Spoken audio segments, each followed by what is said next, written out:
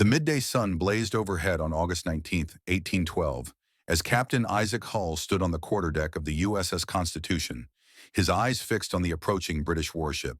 His fingers gripped the rail, white knuckles against weathered oak.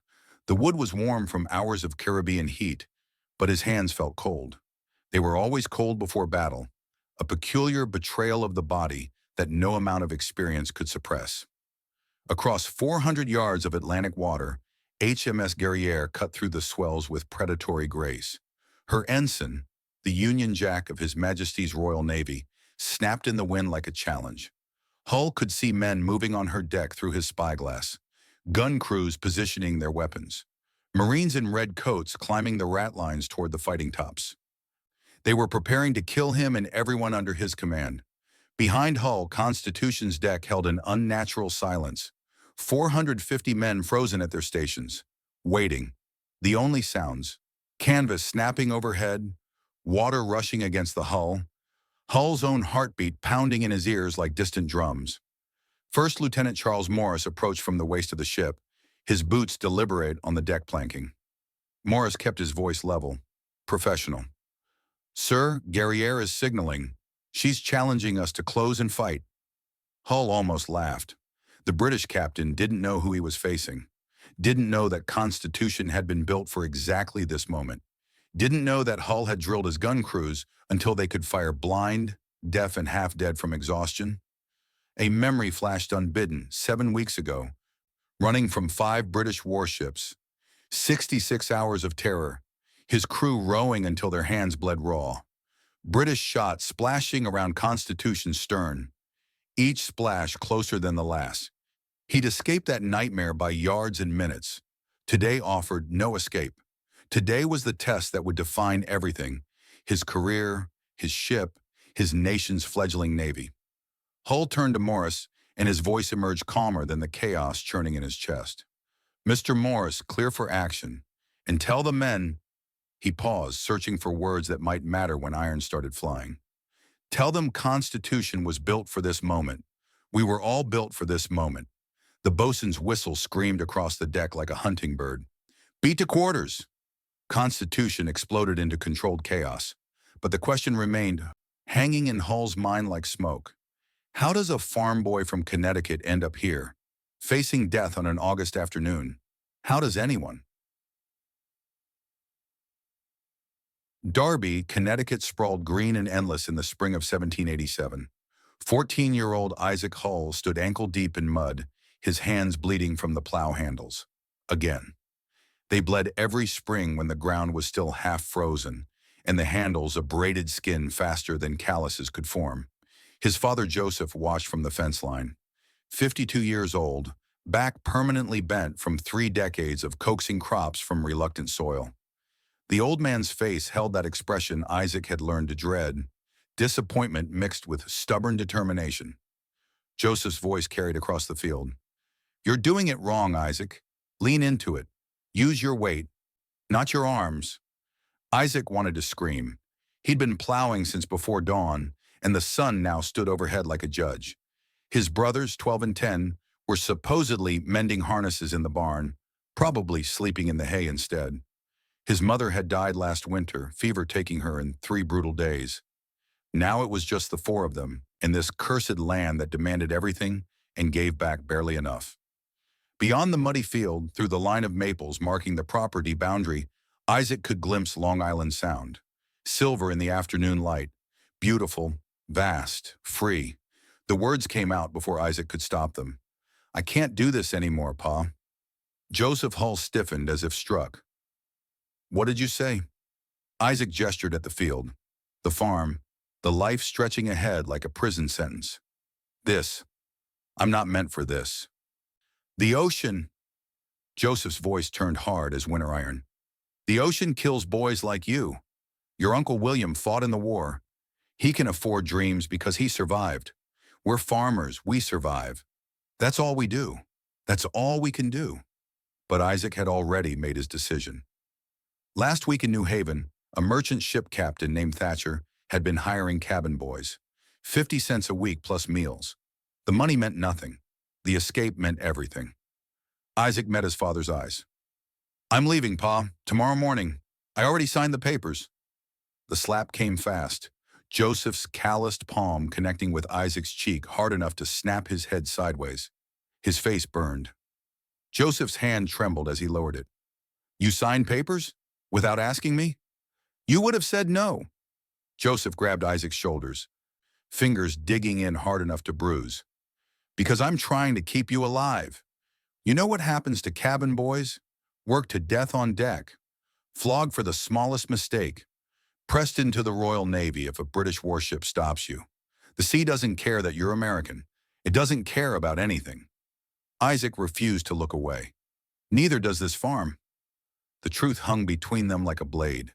Joseph's grip loosened. He turned away, suddenly looking older than his years. His father's voice came out quiet, defeated. Your mother would have talked you out of this. She had a way with words I never learned. Go then. But when you come crawling back, and you will, boy, the sea breaks everyone eventually. Don't expect sympathy from me. Isaac Hull never came crawling back. The merchant brig Sally Ann rolled in the swells 3 days out of New Haven, and Isaac vomited into a bucket for the third time in an hour. His stomach had nothing left to give except bile and humiliation. Old Tom, the sailmaster, 60 if he was a day, missing 3 fingers on his left hand, kicked the bucket toward the scuppers with a contemptuous boot. First time's always rough, boy. You'll get your sea legs within a week, or you'll die. One or the other, and I've got money riding on which. The reality of Isaac's choice hit harder than any wave. 18-hour days hauling rope until his hands weren't just bleeding, but hamburger meat wrapped around bone, tarring the deck in 100-degree heat that made the tar burn through his shoes. Climbing rigging in storms while rain blinded him and wind tried to tear him from swaying masts, 200 feet above a deck that looked small as a coffin. Eating hardtack so riddled with weevils that the other sailors joked about the extra protein. Sleeping in a hammock soaked with seawater that never quite dried, the canvas abrading his skin raw. It was paradise. Isaac discovered something fundamental about himself in those brutal first weeks. His body was built for this punishment. Short, stocky, with shoulders that kept growing broader as the months passed. He was perfectly designed for hauling line and climbing rigging. His hands developed calluses like armor plating, and something else emerged, something he couldn't name but could feel. An instinctive understanding of the ocean's moods. 6 months into his first voyage, Isaac stood at the rail on a clear afternoon. Old Tom was nearby, splicing rope with his remaining fingers, working faster than most men could manage with 10.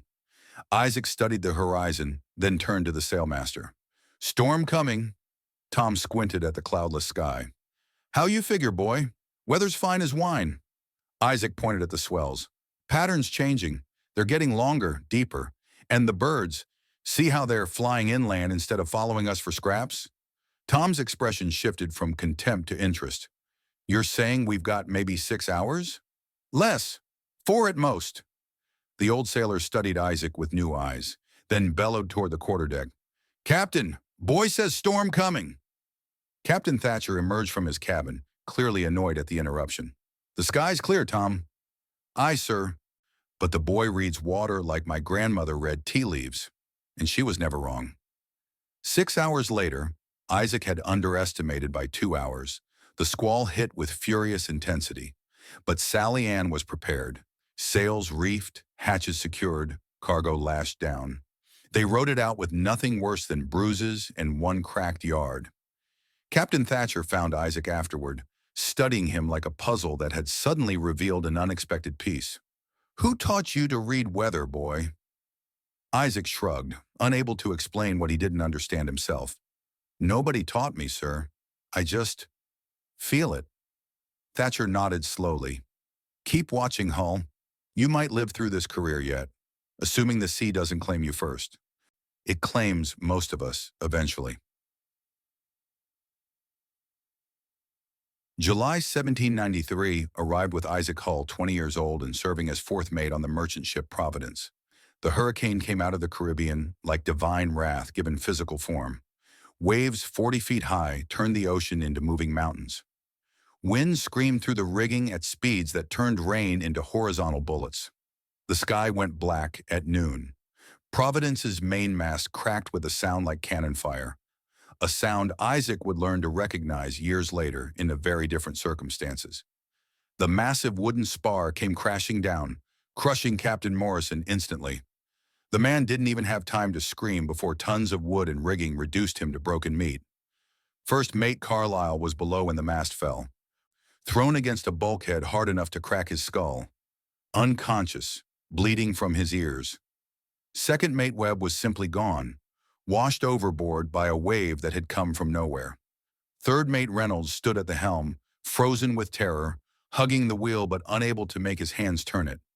That left Isaac Hull, 20 years old, never commanded anything larger than a watch section, facing a storm that wanted to murder everyone aboard.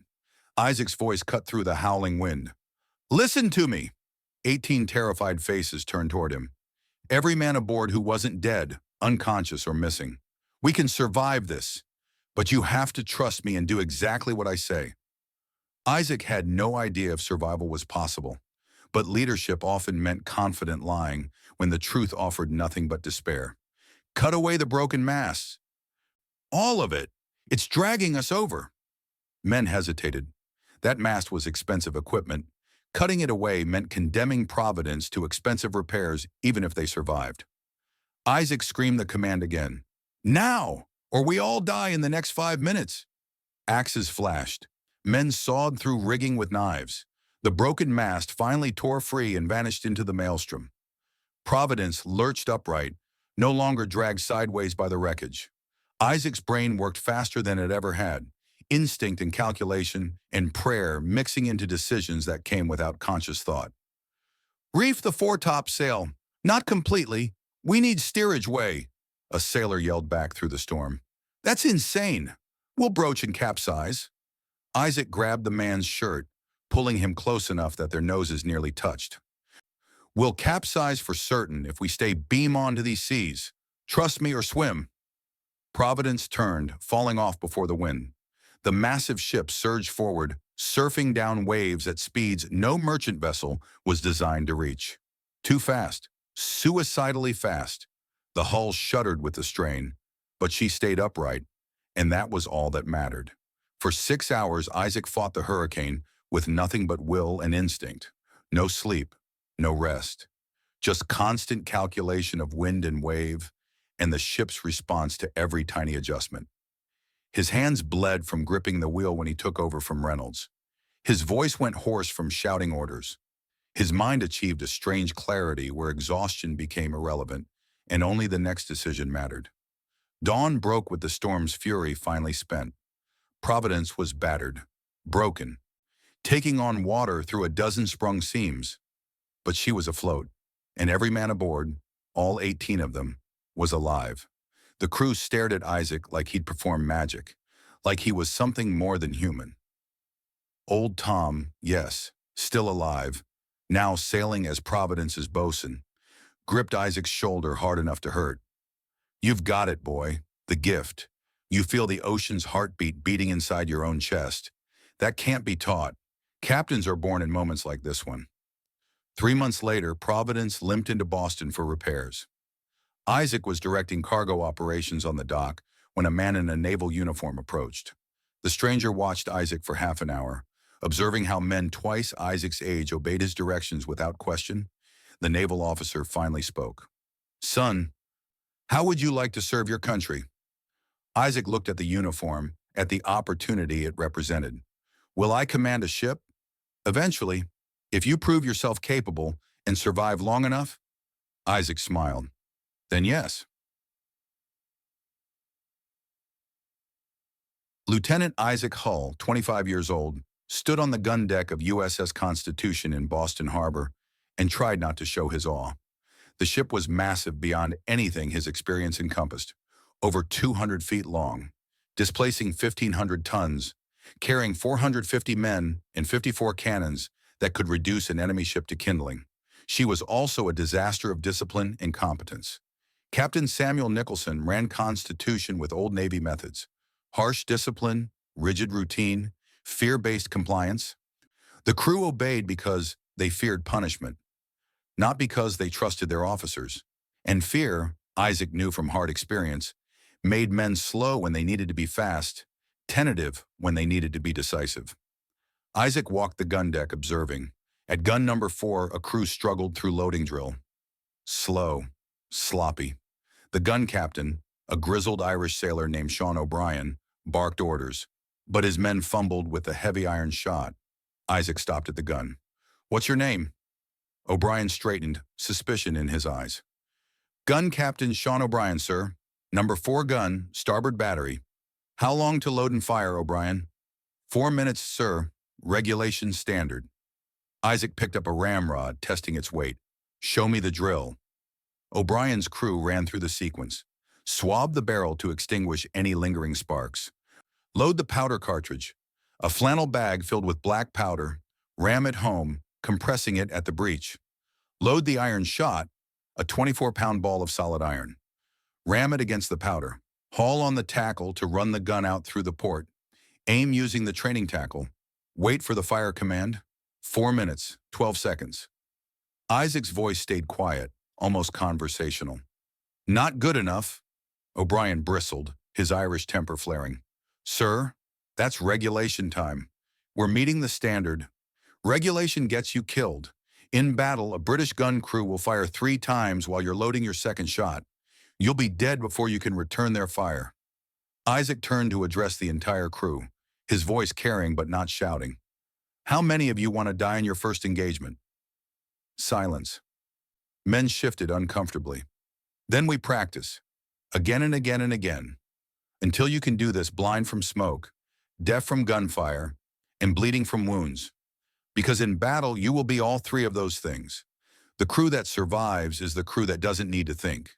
Your muscles remember. Your hands know. Do you understand what I'm telling you?" O'Brien's voice came out grudging. "Aye, sir." They drilled until dark. Then Isaac ordered lanterns lit, and they drilled in darkness, learning to load by feel when smoke would make vision useless. O'Brien approached as the watch changed, exhaustion written in every line of his body. "Sir, permission to ask a question?" "Granted." "Why do you care so much?" "Most officers just want us ready enough to pass inspection." Isaac looked at the gun, at the men, at the whole deadly mechanism they were learning to operate. Because when the shooting starts, we're all we have. British ships, French ships, Barbary corsairs. They all want to kill us, and I won't lose men because we didn't prepare properly. Something shifted in O'Brien's expression, suspicion giving way to the first hint of respect. "We'll be ready, sir. I give you my word." Over the following weeks, Isaac noticed 2 other men showing particular aptitude. Michael Chen, a 20-year-old of Chinese descent who'd signed aboard as a powder monkey but demonstrated an almost supernatural gift for mathematics. The young man could calculate gun elevation for different ranges in his head faster than most men could do it with paper and pencil. And Thomas Wright, everyone called him Tommy, a 19-year-old Boston native with more enthusiasm than experience. Tommy wanted desperately to prove himself, to show that he belonged among these hardened sailors. Isaac began training all 3 of them with special attention.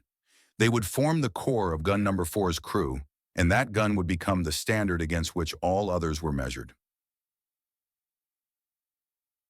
February 16, 1804. Tripoli Harbor under a moonless sky so dark that Isaac could barely see his own hands. Lieutenant Isaac Hull commanded the boarding party, 80 men packed into small boats, rowing with muffled oars toward the captured USS Philadelphia.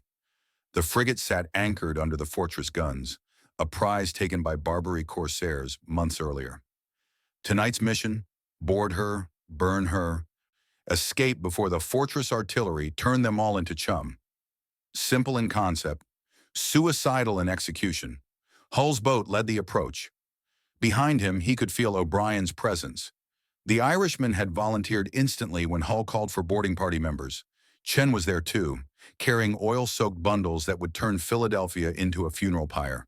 And young Tommy Wright, experiencing his first real combat, trying not to let his hands shake on the oar.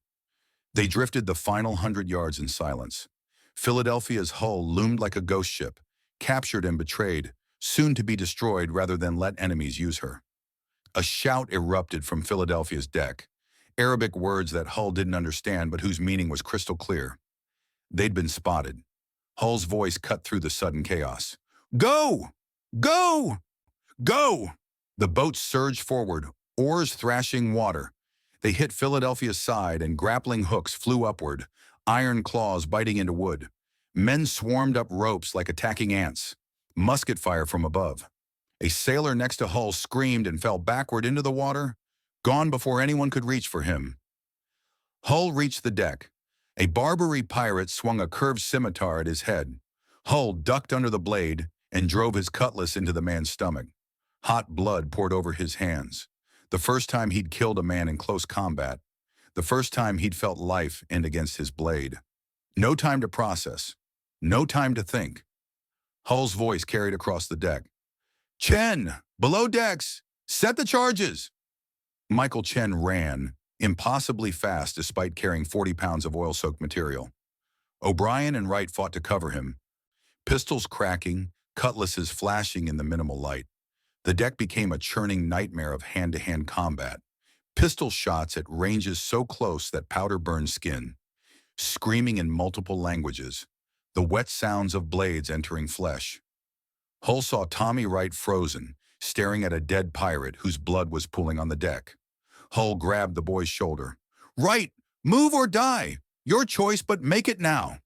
Tommy snapped back to awareness, raising his cutlass just in time to parry a blow that would have split his skull. Chen emerged from below, face blackened with soot. Charges set, sir. 45 seconds. Hull's bellow carried across the chaos. Everyone off, now! Men scrambled back toward the boats. Hull counted heads, doing rapid mathematics. Someone was missing. O'Brien! Sean O'Brien remained on Philadelphia's deck, fighting two pirates simultaneously. Blood streamed from his shoulder, where a blade had opened him to the bone. But he wouldn't retreat. His eyes held a wild light that Hull recognized. The desperate need to hurt the enemy who'd taken his Navy ship. Hull ran back across the deck he'd just cleared. Shot one pirate with his pistol at point-blank range. Tackled the other man, both of them going down in a tangle. Hull's face was inches from O'Brien's. Sean, we're burning her. That's how we save her. Now move! Understanding finally broke through O'Brien's combat fury.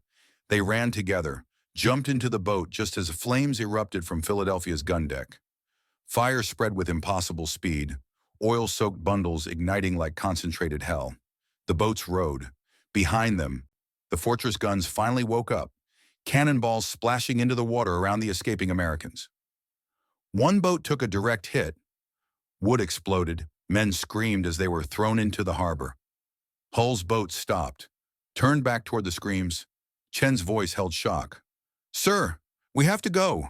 The fortress. We're not leaving them. Hull personally hauled 3 drowning sailors from the water while cannonballs fell around them like judgment from an angry god. They escaped just as Philadelphia's magazine exploded, the night sky turning orange as day. Back aboard Constitution, O'Brien found Hull on the quarterdeck. The Irishman's shoulder was bandaged, his face pale from blood loss. O'Brien's voice came out rough. You came back for me, on the deck. You didn't have to. Hull looked surprised. Of course I did. Why? Because you're my man.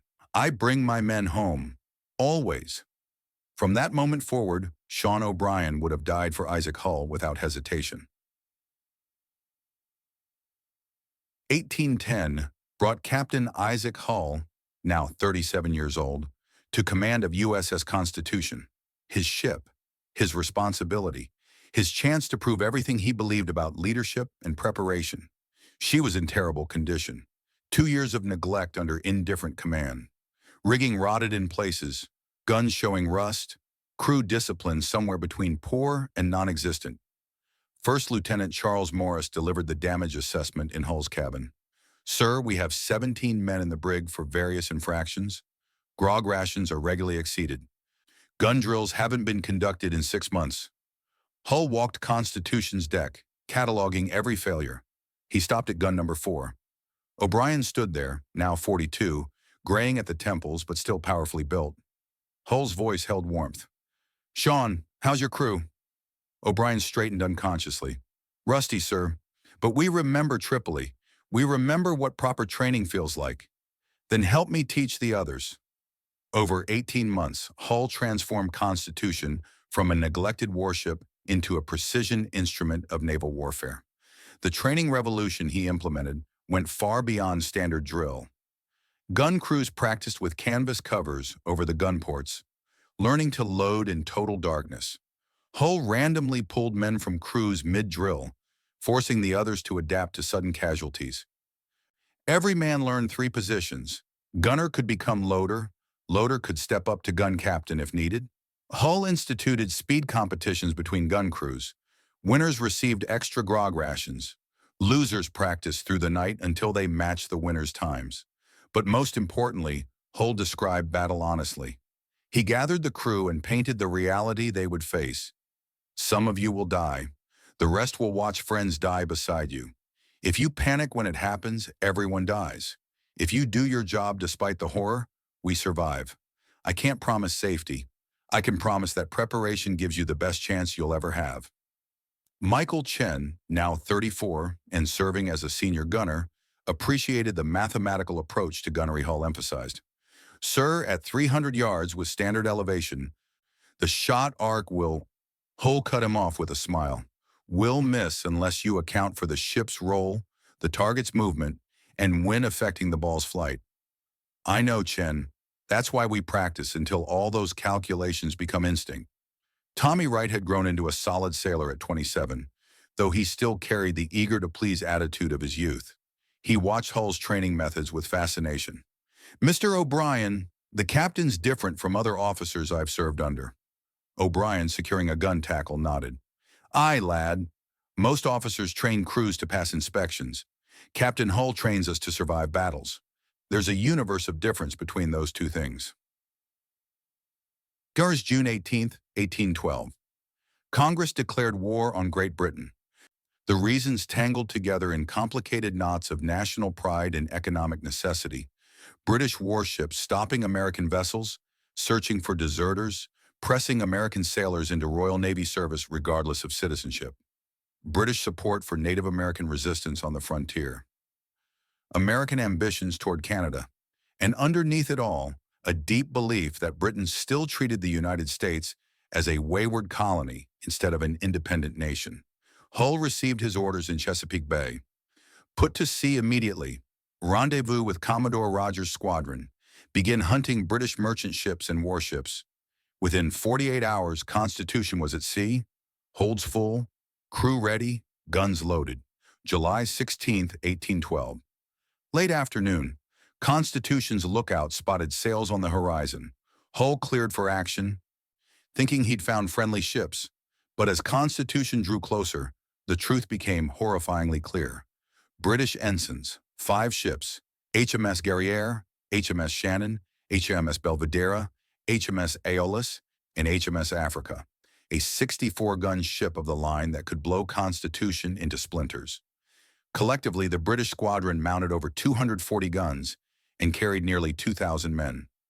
Constitution had 54 guns and 450 crew. If those ships caught Constitution, the war would end for Hull and everyone under his command. What followed became one of the most remarkable chases in naval history. For 66 hours, Hull fought to keep Constitution ahead of pursuing British warships. The wind was light and variable, sometimes dropping to almost nothing that left Constitution becalmed while British ships crept closer. Hull used every trick he'd learned in 25 years at sea. He sent boats ahead with kedge anchors, dropping them, then winching Constitution forward, using the capstan in a backbreaking technique that required dozens of men cranking the windlass for hours until their hands bled and their backs screamed. When wind picked up, Hull wetted Constitution's sails, making them heavier so they'd catch more breeze. He threw overboard spare weight, anchors, boats, fresh water casks, even Constitution's supply of drinking alcohol. Anything to lighten ship and gain a few more yards of speed. The British matched him trick for trick. They had more ships, so they could rotate crews, keeping fresh men at the kedging oars while Constitution's crew rode to exhaustion. British bow chasers, long guns mounted in the bow that could reach targets directly ahead, fired steadily. Iron shot splashed into the water around Constitution, each splash closer than the last. Some smashed into Constitution's stern, gouging holes in thick oak planking. Tommy Wright commanded a kedge boat with 20 men rowing. They'd been at it for 18 hours straight when one sailor collapsed over his oar. The man's voice came out broken. Can't do more, sir."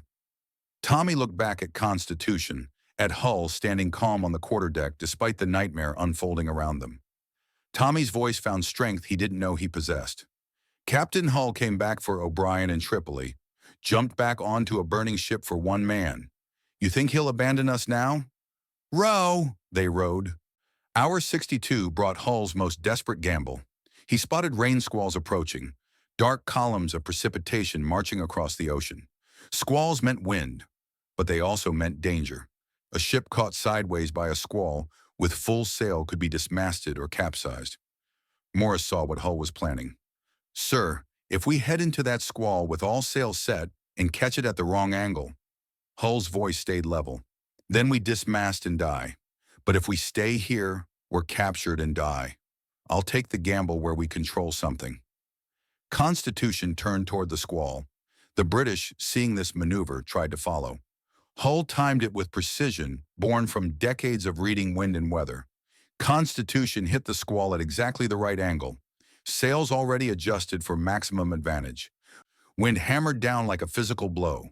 Constitution surged forward, spray flying from her bow, wake churning white. The British ships, farther back and at worse angles, had to reduce sail or risk capsizing. By the time they recovered, Constitution had gained 3 miles. By dawn of the 4th day, the British squadron appeared as tiny dots on the horizon. By noon, they were gone completely. In his cabin, Hull finally allowed himself to shake with delayed terror.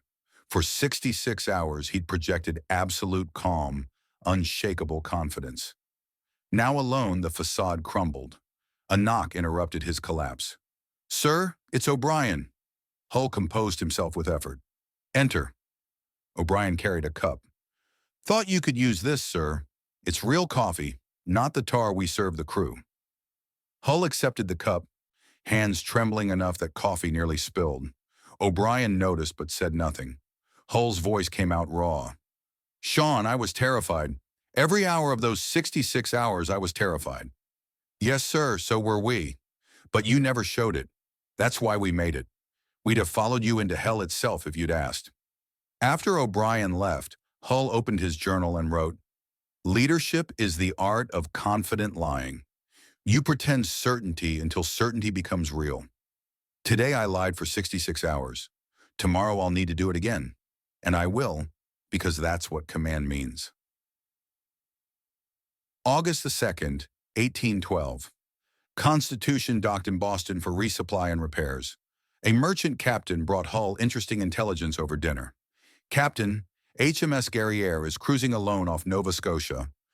Her captain, James Dacres, he's been sending messages through neutral ships, challenging American frigates to single combat, says he can take any of you in 30 minutes. Hull smiled. It wasn't a pleasant expression. "Mr. Morris, how long until we can put to sea?" Morris consulted his mental calculations. 48 hours, sir. We need provisions, powder, shot. You have 24 hours. We're going hunting." Constitution's crew cheered when the word spread. They'd trained for this, drilled for this, waited for this. O'Brien gathered his gun crew at number 4. "Lads, tomorrow we sail looking for a fight. Chen, Tommy, the rest of you. Everything we've practiced is about to matter. Stay calm. Do your jobs. We'll make the captain proud." Chen's mathematical mind was already calculating ranges and elevations. At standard engagement distance, our 24-pounders have superior penetration to British 18-pounders. If we can close to under 200 yards, O'Brien interrupted, the captain will get us close enough. That's what he does. Our job is making every shot count when he does. Tommy felt his stomach churning with mixture of excitement and fear. "Mr. O'Brien, what's it like? Real battle?" O'Brien's expression turned serious.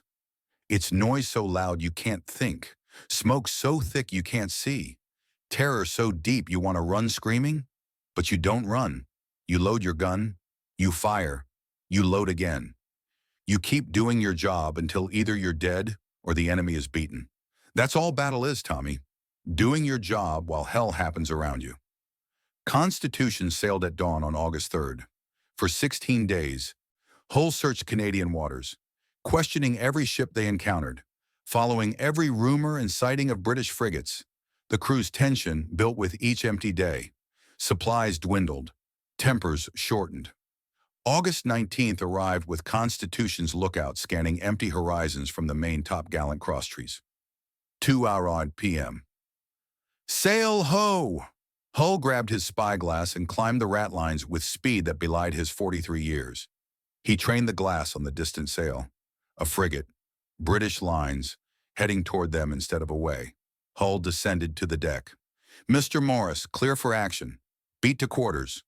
Constitution transformed. Gun crews sprinted to their stations. Marines climbed to fighting tops with muskets. Gun ports opened like predator eyes.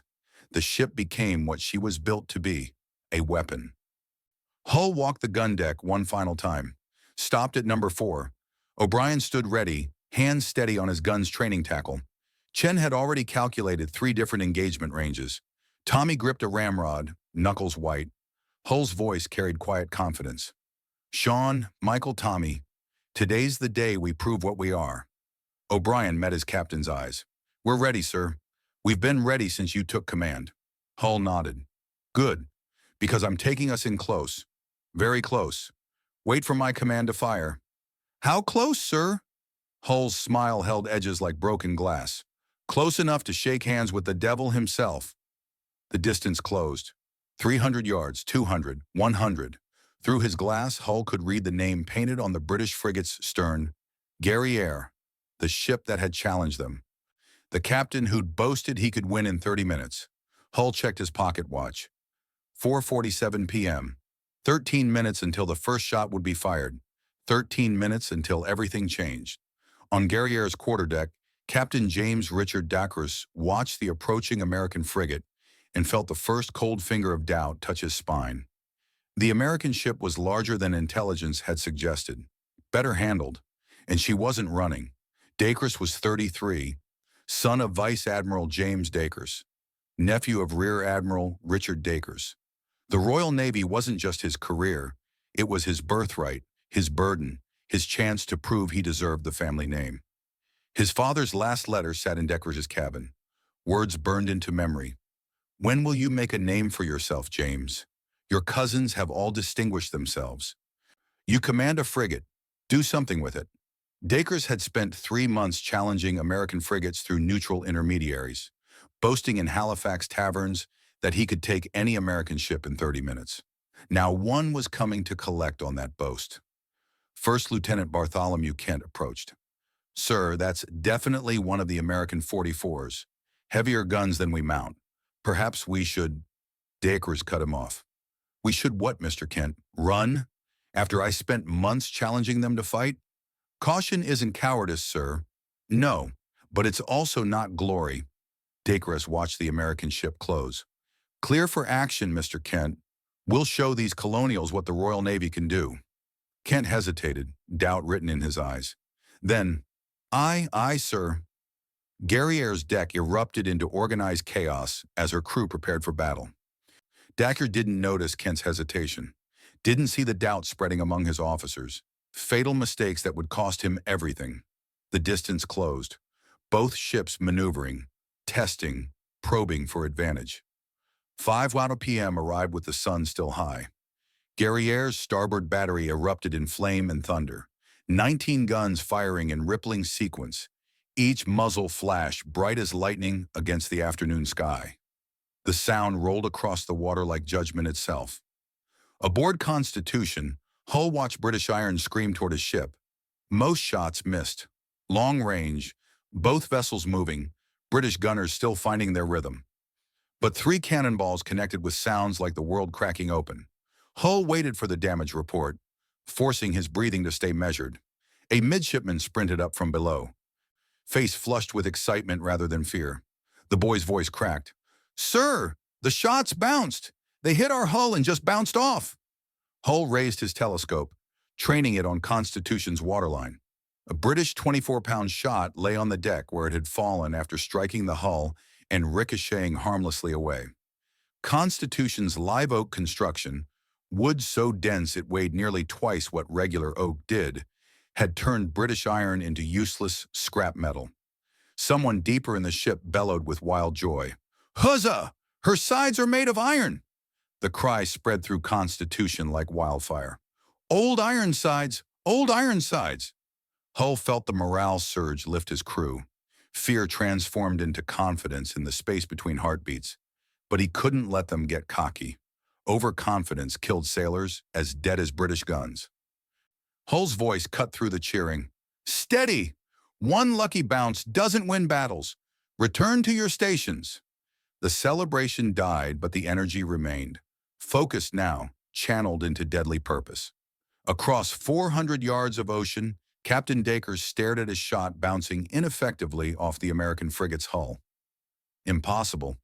Wood didn't do that. Ships weren't built to shrug off cannonballs. Kent appeared at Dacres' elbow. "Sir, their construction is heavier than we anticipated. I respectfully suggest we disengage and—" Dacres' voice came out sharp. "We're not running, Mr. Kent. Fire again. Aim for the masts and rigging." Guerrière's second broadside roared across the water. Better aim this time, British gun captains compensating for range and movement. Several shots struck Constitution's rigging. Lines parted with sounds like whip cracks. Canvas tore. A block fell from aloft and nearly killed a sailor on deck.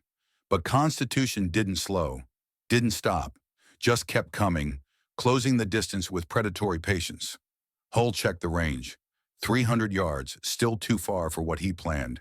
He needed his first broadside to be devastating, to shock Guerrière's crew and establish dominance immediately.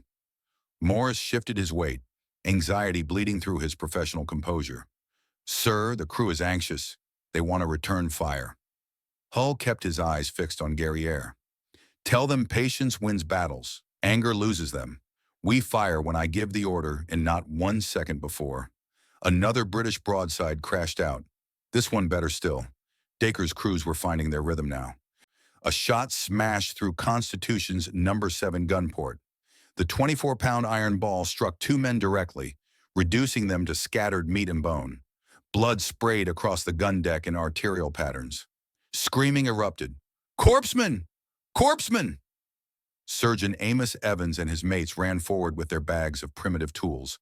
They dragged what remained of the wounded below to the cockpit, that charnel house deep in the ship where Evans would work by candlelight, amputating shattered limbs and sewing torn flesh while the battle raged overhead. Hull forced himself not to look at the casualties.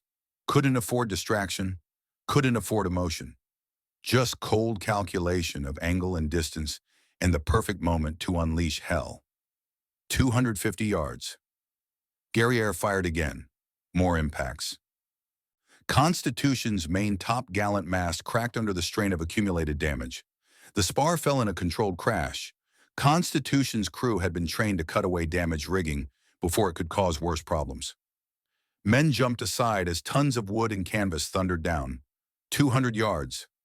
At gun number 4, Michael Chen performed calculations in his head. Angle of approach, rate of closure, elevation needed for current range. His mathematical mind processed variables faster than conscious thought. Chen's voice came out tight.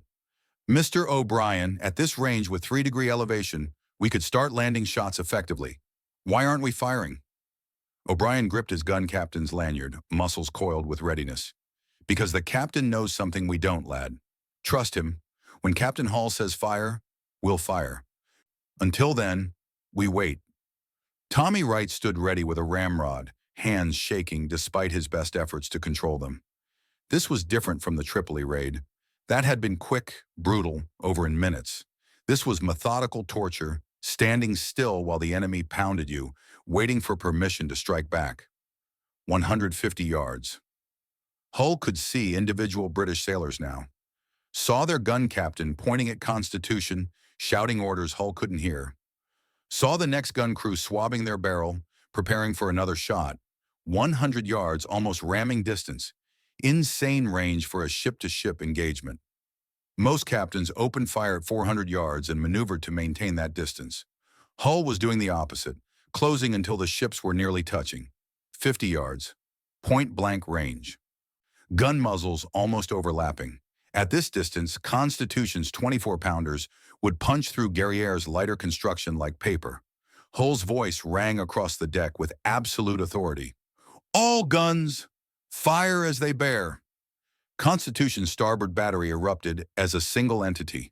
27 cannons discharging simultaneously in a broadside that physically moved the ship sideways from recoil. The sound transcended hearing. It became a physical force that hammered eardrums and shook internal organs. Smoke instantly blinded everything.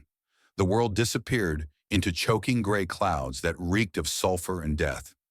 Through the smoke, Hull heard the impact sounds from Guerrière. Crash, crash, crash. Wood splintering, metal tearing. Men screaming in languages that pain made universal. The smoke cleared enough to reveal devastation. Guerrière's starboard side looked like something had taken bites from her. A dozen gun ports smashed into ragged holes. Guns blown off their carriages, their crews scattered like broken dolls.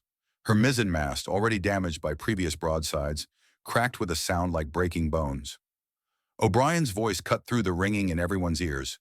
Reload! Fastest you've ever done it! Move! Gun number 4's crew became a machine of practiced motion. Spongeman drove the wet sheepskin swab down the barrel, burning hot from firing, steam hissing where water met superheated iron. Out it came, dripping. Powderman shoved the flannel cartridge in. 6 pounds of black powder that could blow the gun apart if improperly loaded. First rammer drove it home, compressing powder at the breech. Shotman, Tommy Wright, lifted the 24-pound iron ball. His arms shook from more than just the weight. Second rammer drove shot against powder. The entire crew hauled on tackles, running the 2-ton gun back out through the port. O'Brien made minuscule adjustments with the training tackle, aiming by instinct and experience. 90 seconds total. Record time that would have seemed impossible 6 months earlier. O'Brien's bellow carried across the deck. Gun 4 ready! All along Constitution's starboard side, the same cry repeated. Gun ready! Gun ready! Gun ready! Hull didn't hesitate. Fire! The second broadside crashed out less than 2 minutes after the first. British crews typically needed 3 to 4 minutes between broadsides. Constitution's trained gun crews were delivering firepower at a rate Guerrière couldn't match. Guerrière's mizzenmast, weakened beyond recovery, finally surrendered to physics. The massive wooden spar cracked at the base and toppled. It fell in terrible slow motion, dragging rigging and yards and canvas with it. Men screamed as they were crushed beneath tons of falling wood. Aboard Guerrière, Dacres watched his ship come apart and felt his career, his family's honor, crumbling with it. The American broadside hadn't just been heavy, it had been surgically precise. Every shot placed for maximum damage. Constitution's gun crews were impossibly fast and accurate, a combination that spelled doom for any opponent. Dacres found his voice. Return fire, all guns that can bear. But Guerrière's gun crews were disrupted. Men dead at their stations, guns dismounted and useless. The surviving crews managed a ragged broadside, maybe half their guns firing in uncoordinated sequence. Constitution absorbed it without flinching. Her thick hull turned British 18-pound shot into minor annoyances. Kent grabbed Dacre's arm, all protocol forgotten. Sir, we have to break off. This ship can't stand against... Dacre shook him off with fury born from desperation. No, we're the Royal Navy. We don't run from colonial upstarts who think... He stopped mid-sentence as Constitution began crossing Guerrière's stern. Dacre's stomach dropped. He knew what was coming. Every naval officer feared it. The rake. His voice came out strangled. No, no, no, no. Constitution achieved perfect position directly behind Guerrière's stern. Every gun on Constitution's starboard side could fire straight down Guerrière's length, while Guerrière's broadside guns, pointing sideways, couldn't shoot backward, helpless, defenseless. Hull's command carried the weight of mathematical certainty. Fire! The rake was naval warfare's most lethal maneuver for reasons written in physics and geometry. Constitution's broadside entered through Guerrière's stern windows, decorative glass that offered zero protection against iron, moving at 1,200 feet per second. Each 24-pound ball traveled the entire 150-foot length of Guerrière's gun deck, encountering minimal resistance. The first shot entered stern gallery, killed 4 men at the rearmost gun, continued forward through the next gun crew, kept going through the next, exited through the bow. 5 gun crews destroyed by 1 ball. This happened 27 times. Simultaneously, Guerrière's gun deck transformed into an abattoir. Men weren't killed cleanly. They were destroyed. Bones shattered into fragments. Organs pulped. Bodies opened in ways that made identification impossible. The steering mechanism, complex arrangements of ropes and pulleys connecting the wheel to the rudder, was blown to wreckage. Guerrière lost the ability to steer. The mainmast, already stressed by previous damage, took 3 direct hits at its base. It cracked but didn't fall yet. Just stood there dying, held upright by rigging and luck. Dacres stood on the quarterdeck physically untouched but psychologically shattered. His ship, his command, his father's expectations, all ending in blood and splinters. Kent appeared, blood streaming from a scalp wound that made him look worse than he was. "Sir, we have to strike our colors. This is murder, not battle." Dacres heard his father's voice in his memory. A Dacres never surrenders. But another voice, his own conscience, whispered that keeping fighting was suicide for everyone under his command. Constitution sailed past, preparing for another approach. Hull wasn't finished. As Constitution maneuvered for position, wind shifted in that capricious way that controlled every sailing ship's fate. Guerrière's bowsprit, the long spar extending forward from her bow like a lance, swung across as the wind pushed her damaged hull. The bowsprit caught in Constitution's mizzenmast rigging. Tangled, both ships, still carrying momentum, pulled the entanglement tight. They were locked together, 10 feet separating their hulls, close enough to see faces, close enough to smell the enemy's fear. Hull recognized the danger and opportunity simultaneously. Danger because a lucky shot into Constitution's magazine could destroy his ship. Opportunity because at this range, Constitution's superior gunnery would be absolutely devastating. His voice cut through the chaos. "All guns, fire at will!" Point-blank range eliminated the need for careful aiming. Gun crews simply pointed their cannons at the enemy hull 10 feet away and fired as fast as they could load. Both sides fired continuously. The noise transcended description. Not individual gun reports anymore, just continuous thunder that made bleeding from ears inevitable. Sound became a weapon that killed hearing and sanity. Smoke accumulated faster than wind could clear it. The gun deck disappeared into choking gray fog. Gun crews worked blind, loading and firing by muscle memory because vision was useless. At gun number 4, O'Brien's world contracted to immediate sensations. Powder smoke burning his lungs, heat from the gun barrel blistering his hands, the weight of the ramrod, the shock through the deck when the gun fired. O'Brien's bellow emerged from instinct rather than conscious thought. "Load! Load! Faster!" Chen rammed powder home with mechanical precision. Tommy Wright lifted shot, the iron ball slippery with his own sweat and someone else's blood.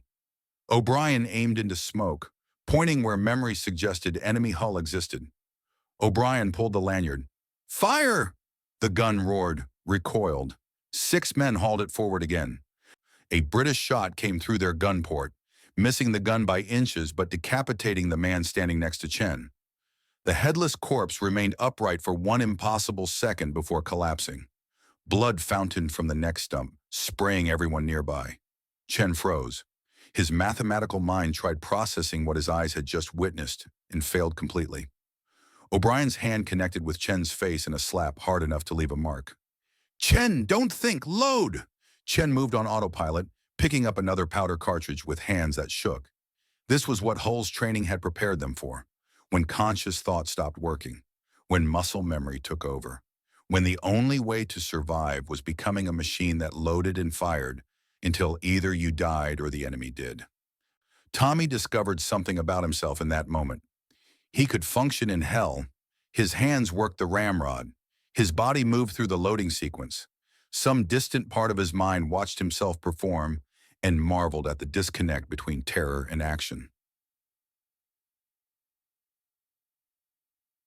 Aboard Guerrière, Dacre saw one desperate chance for victory snatched from certain defeat. The ships were locked together. The bowsprit formed a bridge between them. British Marines trained in boarding actions and hand-to-hand combat might overwhelm American sailors in close quarters. Dacre's voice cracked with the strain. "Boarding party! Forward on the bowsprit! Take that ship!" 50 British sailors and Marines gathered, armed with cutlasses and pistols. They began climbing onto Guerrière's bowsprit, using the tangled rigging as handholds and footholds. But Hull had anticipated exactly this move. His command rang across Constitution's deck. "Marines, repel boarders, fire at will." Constitution's Marine contingent, positioned at the exact point where British sailors would try to cross, opened fire with devastating effect. Muskets discharged at 10-foot range, point blank for long arms. British sailors fell like wheat before a scythe. Some shot through the chest or head. Others slipped from the bowsprit as wounds made them lose their grip. The water between the ships turned red. Bodies floated in the narrow gap, crushed when the hulls ground together. A British Marine, young, maybe 20, leaped across the final gap and landed on Constitution's deck. He swung his cutlass at Tommy Wright with desperation-fueled strength. Tommy blocked with his boarding pike, the cutlass blade scraping down the wooden shaft with a sound like grinding teeth. The blade nearly reached Tommy's hands before the pike's crossguard stopped it. O'Brien appeared from the smoke, shot the British Marine with a pistol at range so close the muzzle flash set the man's jacket on fire. The Marine went down without a sound. O'Brien grabbed Tommy's shoulder.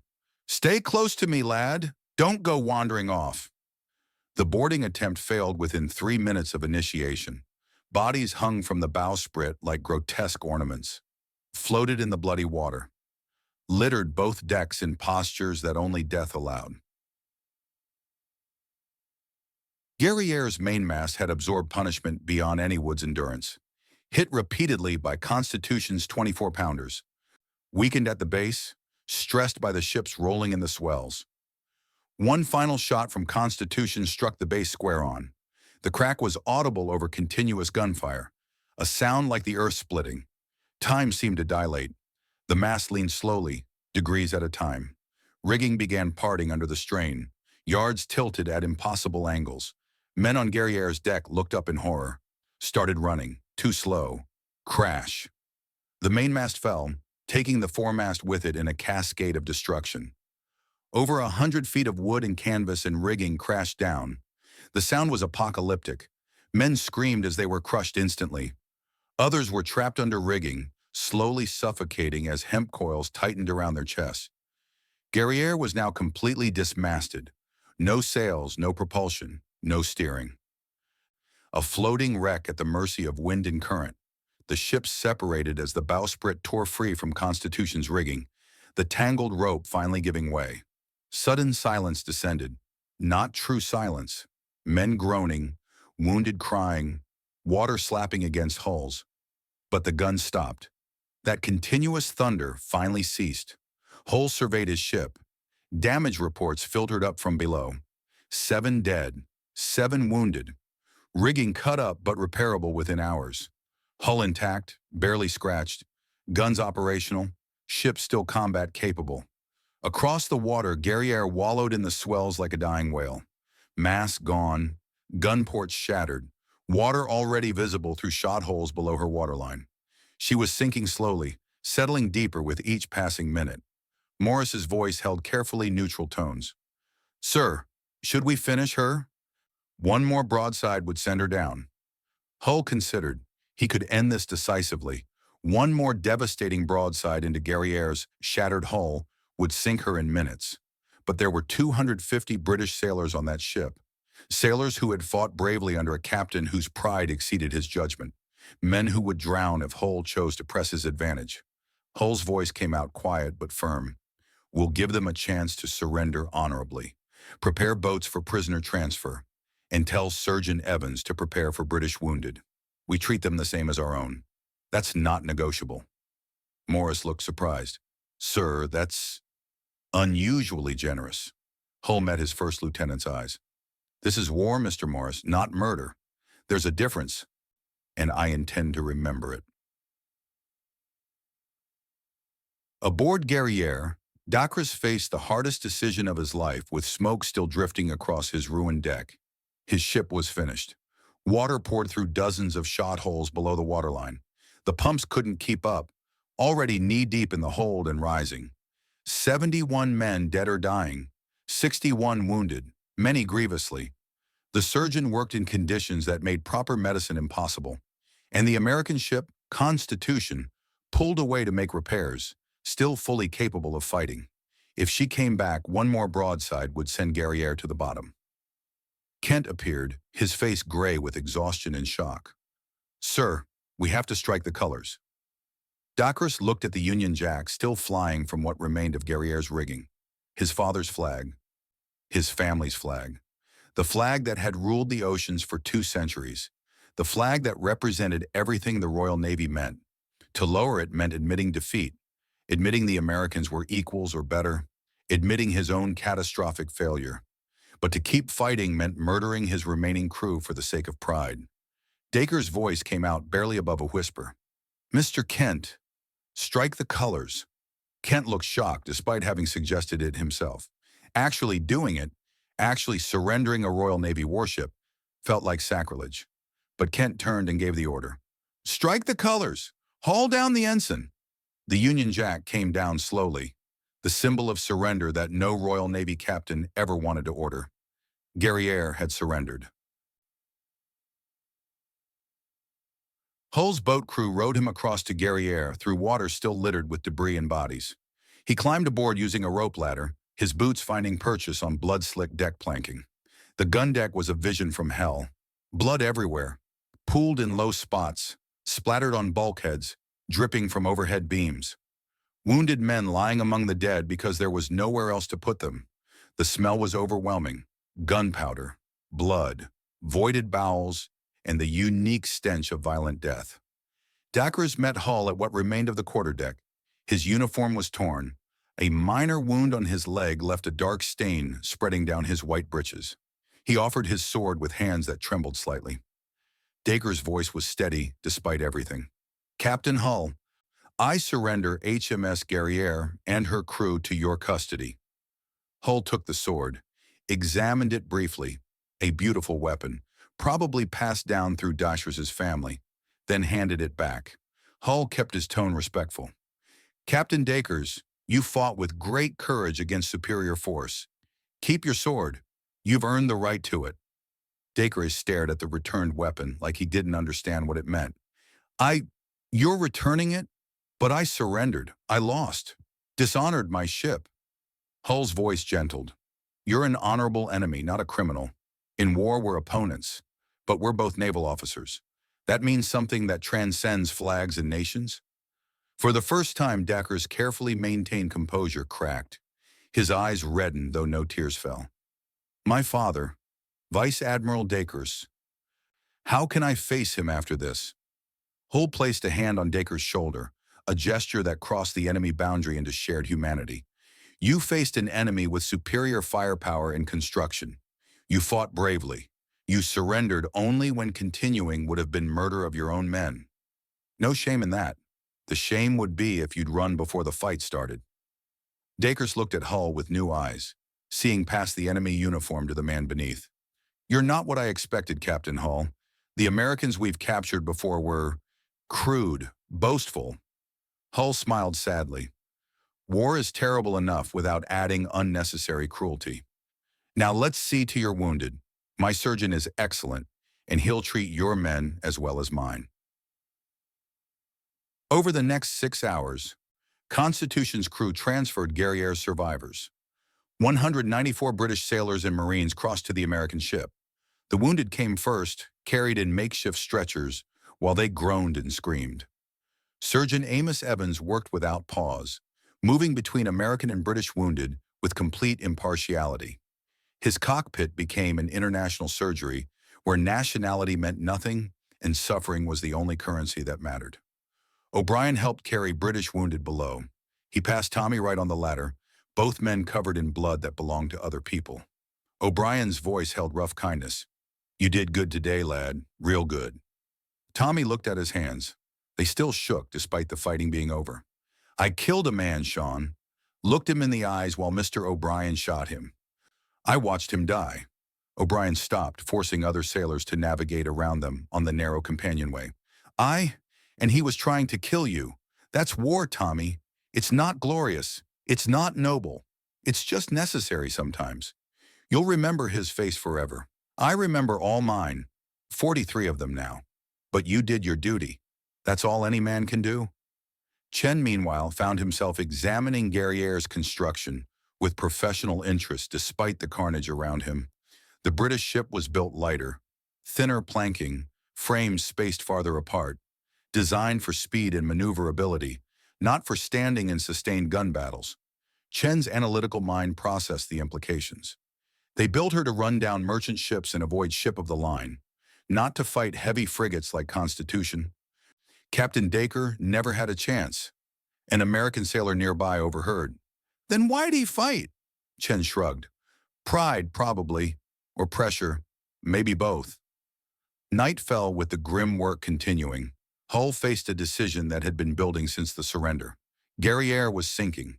Water now stood 4 feet deep in her hold despite continuous pumping. She might float another 12 hours, maybe less. She was also valuable. Prize money of $50,000 if Hull could get her to an American port. That money would be distributed among Constitution's crew, making every man significantly wealthier. But Guerrière was barely staying afloat.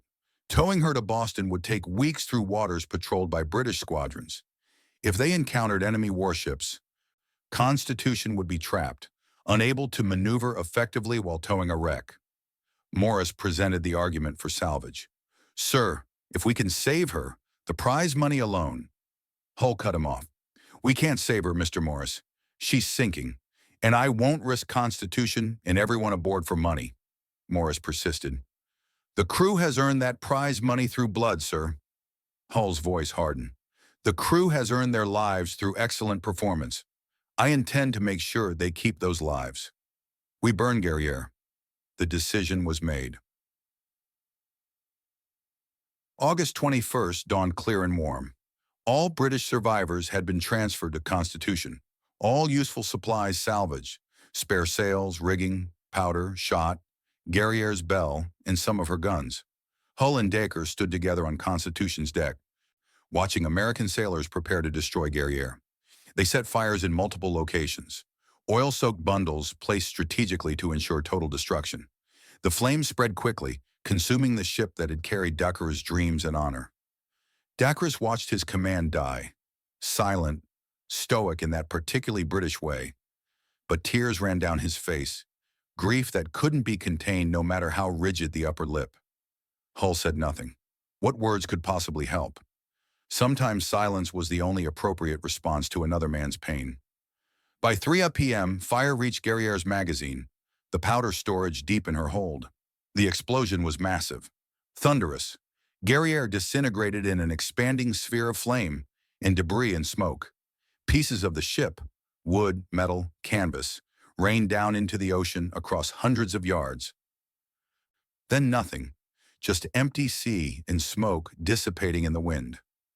A British sailor standing at Constitution's rail whispered to no one in particular.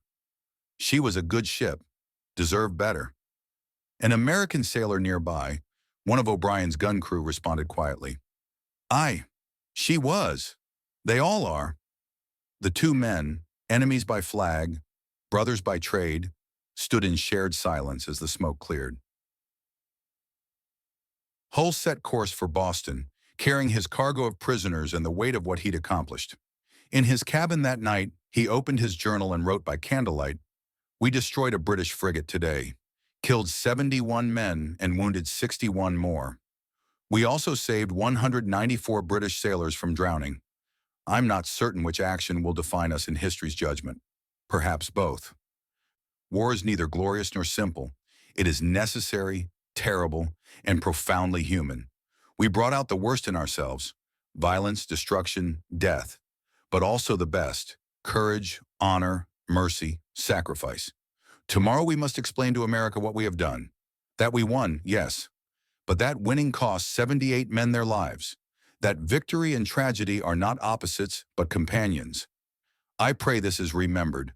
Not the glory, but the cost. Not the triumph, but the humanity we managed to preserve even in violence.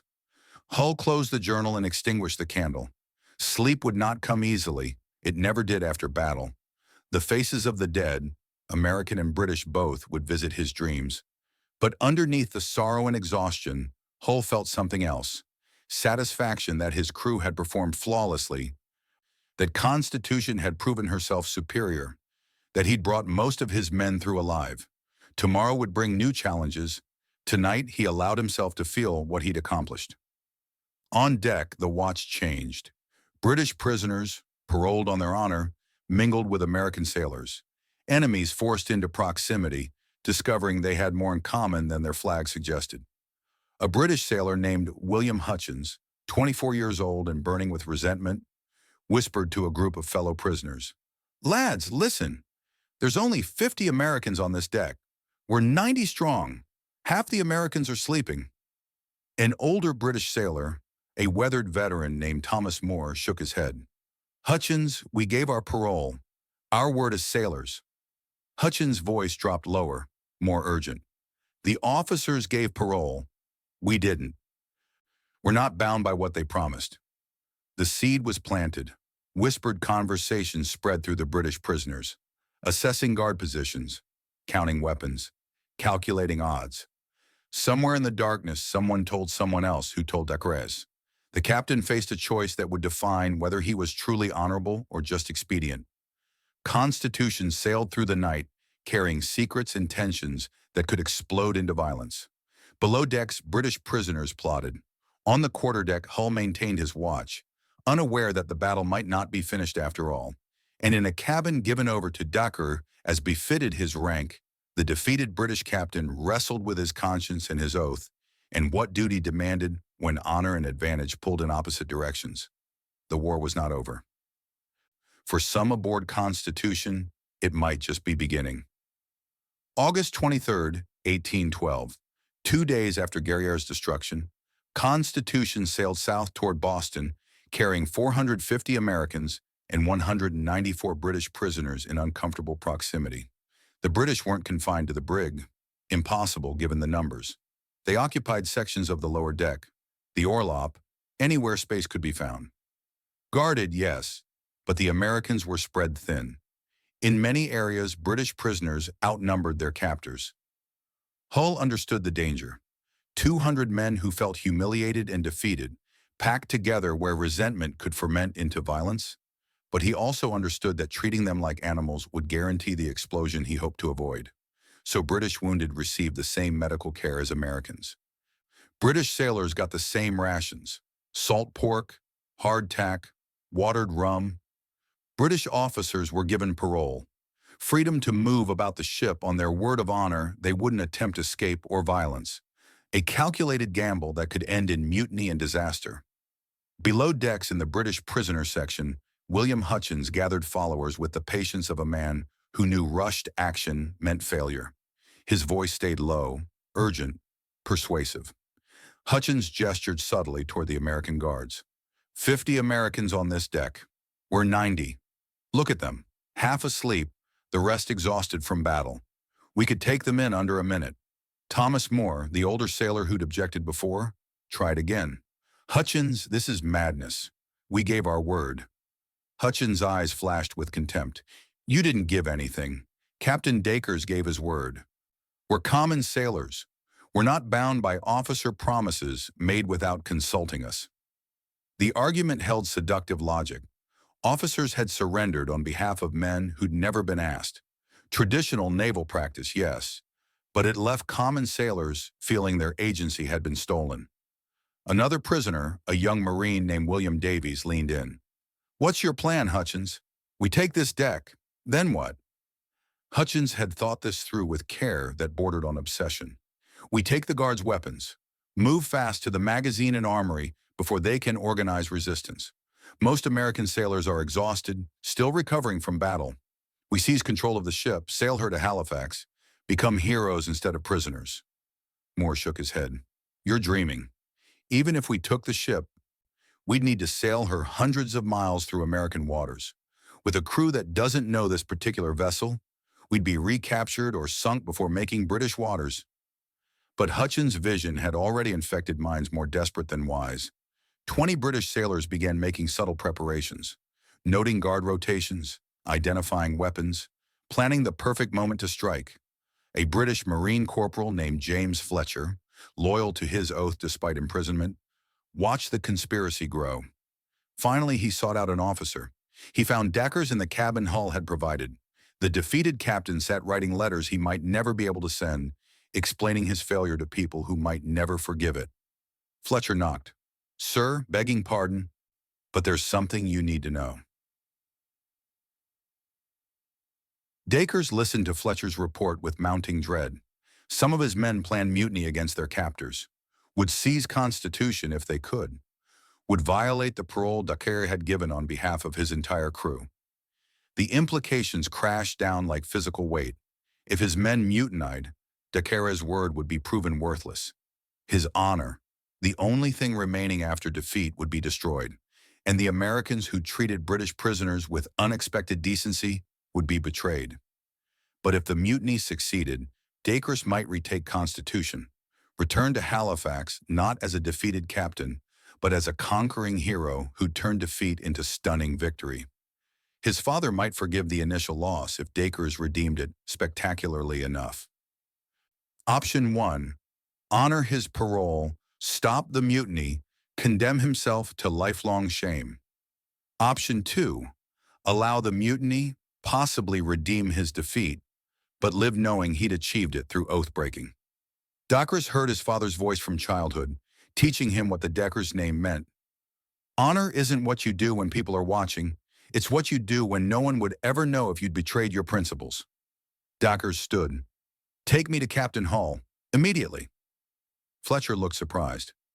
Sir, you're going to tell him? Dacres' voice firmed with decision. I gave my word. That means something, even when keeping it costs everything. Captain Hull's cabin, night watch. Dacres entered to find the American captain at his desk, working through the endless paperwork that followed naval actions. Hull looked up, surprised. Captain Dacres, it's late. Is something wrong?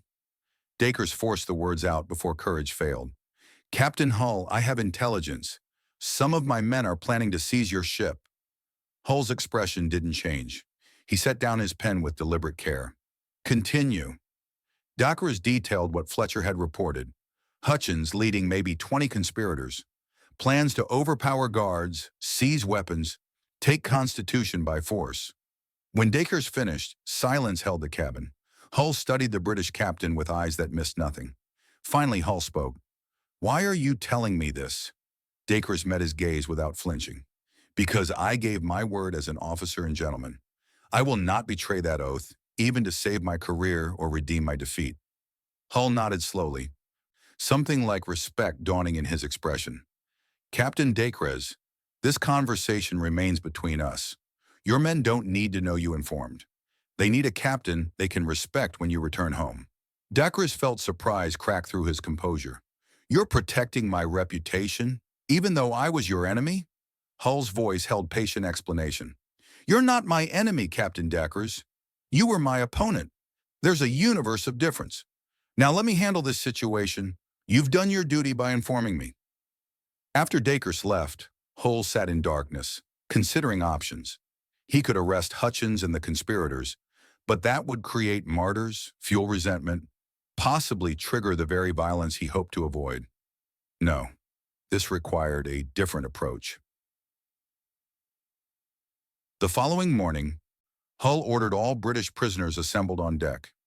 Every man who could walk gathered in the waist of the ship, guarded but not obviously threatened. Hull stood on the quarterdeck, visible to everyone. His voice carried without shouting, a commander's voice, trained to reach every ear. Hull began without preamble. Gentlemen, you are prisoners of war. This is unfortunate for you, but it is your current reality. and we must all deal with reality as it exists rather than as we wish it were. He paused, letting that sink in. British sailors shifted, wondering where this led. Hull continued. I understand some of you may be considering attempting to retake this ship. I want to address that possibility directly, because I respect you enough to speak truth rather than comfortable lies. The British prisoners exchanged glances. This wasn't typical prisoner management. Hull's tone stayed level, almost conversational.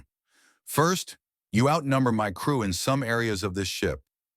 True, but my crew is trained, armed, and intimately familiar with Constitution's layout. You would have surprise for perhaps 30 seconds. After that, you'd be fighting professionals on their own territory. The odds are not favorable. Some British sailors nodded despite themselves. This American captain made sense. Hull pressed on.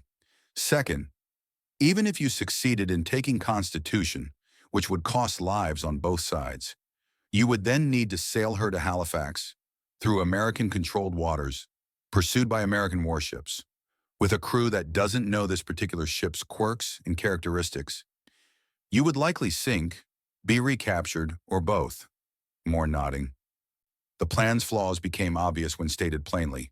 Hull's voice took on weight. Third, and most important, your officers gave their parole. If you violate that, you stain their honor and your own. The Royal Navy does not promote mutineers, even successful ones. You would return to Halifax as oath-breakers. That mark never washes clean. The British sailors absorbed this. Pride mattered. Honor mattered, even in defeat. Hull shifted tone, becoming almost gentle. But here is what I offer instead. Behave honorably for the remainder of this voyage. When we reach Boston, I will personally testify to the American authorities that you conducted yourselves as proper prisoners of war. This testimony will go into official records. When prisoner exchanges occur, and they will, this documentation will matter significantly. He paused, making sure every man heard the next part. You have my word as an officer that you will be treated fairly while in American custody. Food, water, medical care. The same my own crew receives. No torture, no abuse, simple imprisonment until exchange can be arranged. Hull let silence hold for a moment. Then, the choice is yours, gentlemen. Mutiny, with all its costs and likely failure. Or honor, which costs you nothing but waiting. Choose wisely. He descended from the quarterdeck, conversation finished. In the assembled British prisoners, Hutchins felt his conspiracy crumble. Hull had addressed every argument, every justification, made mutiny sound not bold but foolish. An older British sailor, Moore, who'd opposed Hutchins from the start, spoke loud enough for others to hear. Captain Hull speaks fair. We'll keep our word. Other voices joined, agreement spreading like tide. Hutchins saw his support evaporate and knew the moment had passed. The mutiny died before birth.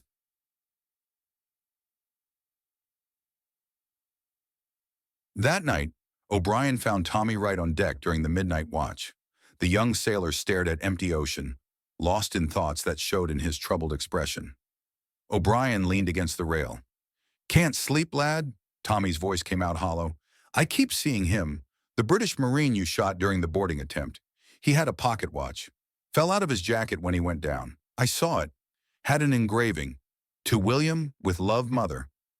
O'Brien understood immediately. The first man you killed, or watched die, stayed with you. Did you take the watch? Tommy shook his head. No. Gave it to Surgeon Evans when we were moving bodies. Thought maybe his family should have it back somehow. O'Brien gripped Tommy's shoulder. That was good, lad. Honorable. You did right. Tommy finally looked at O'Brien.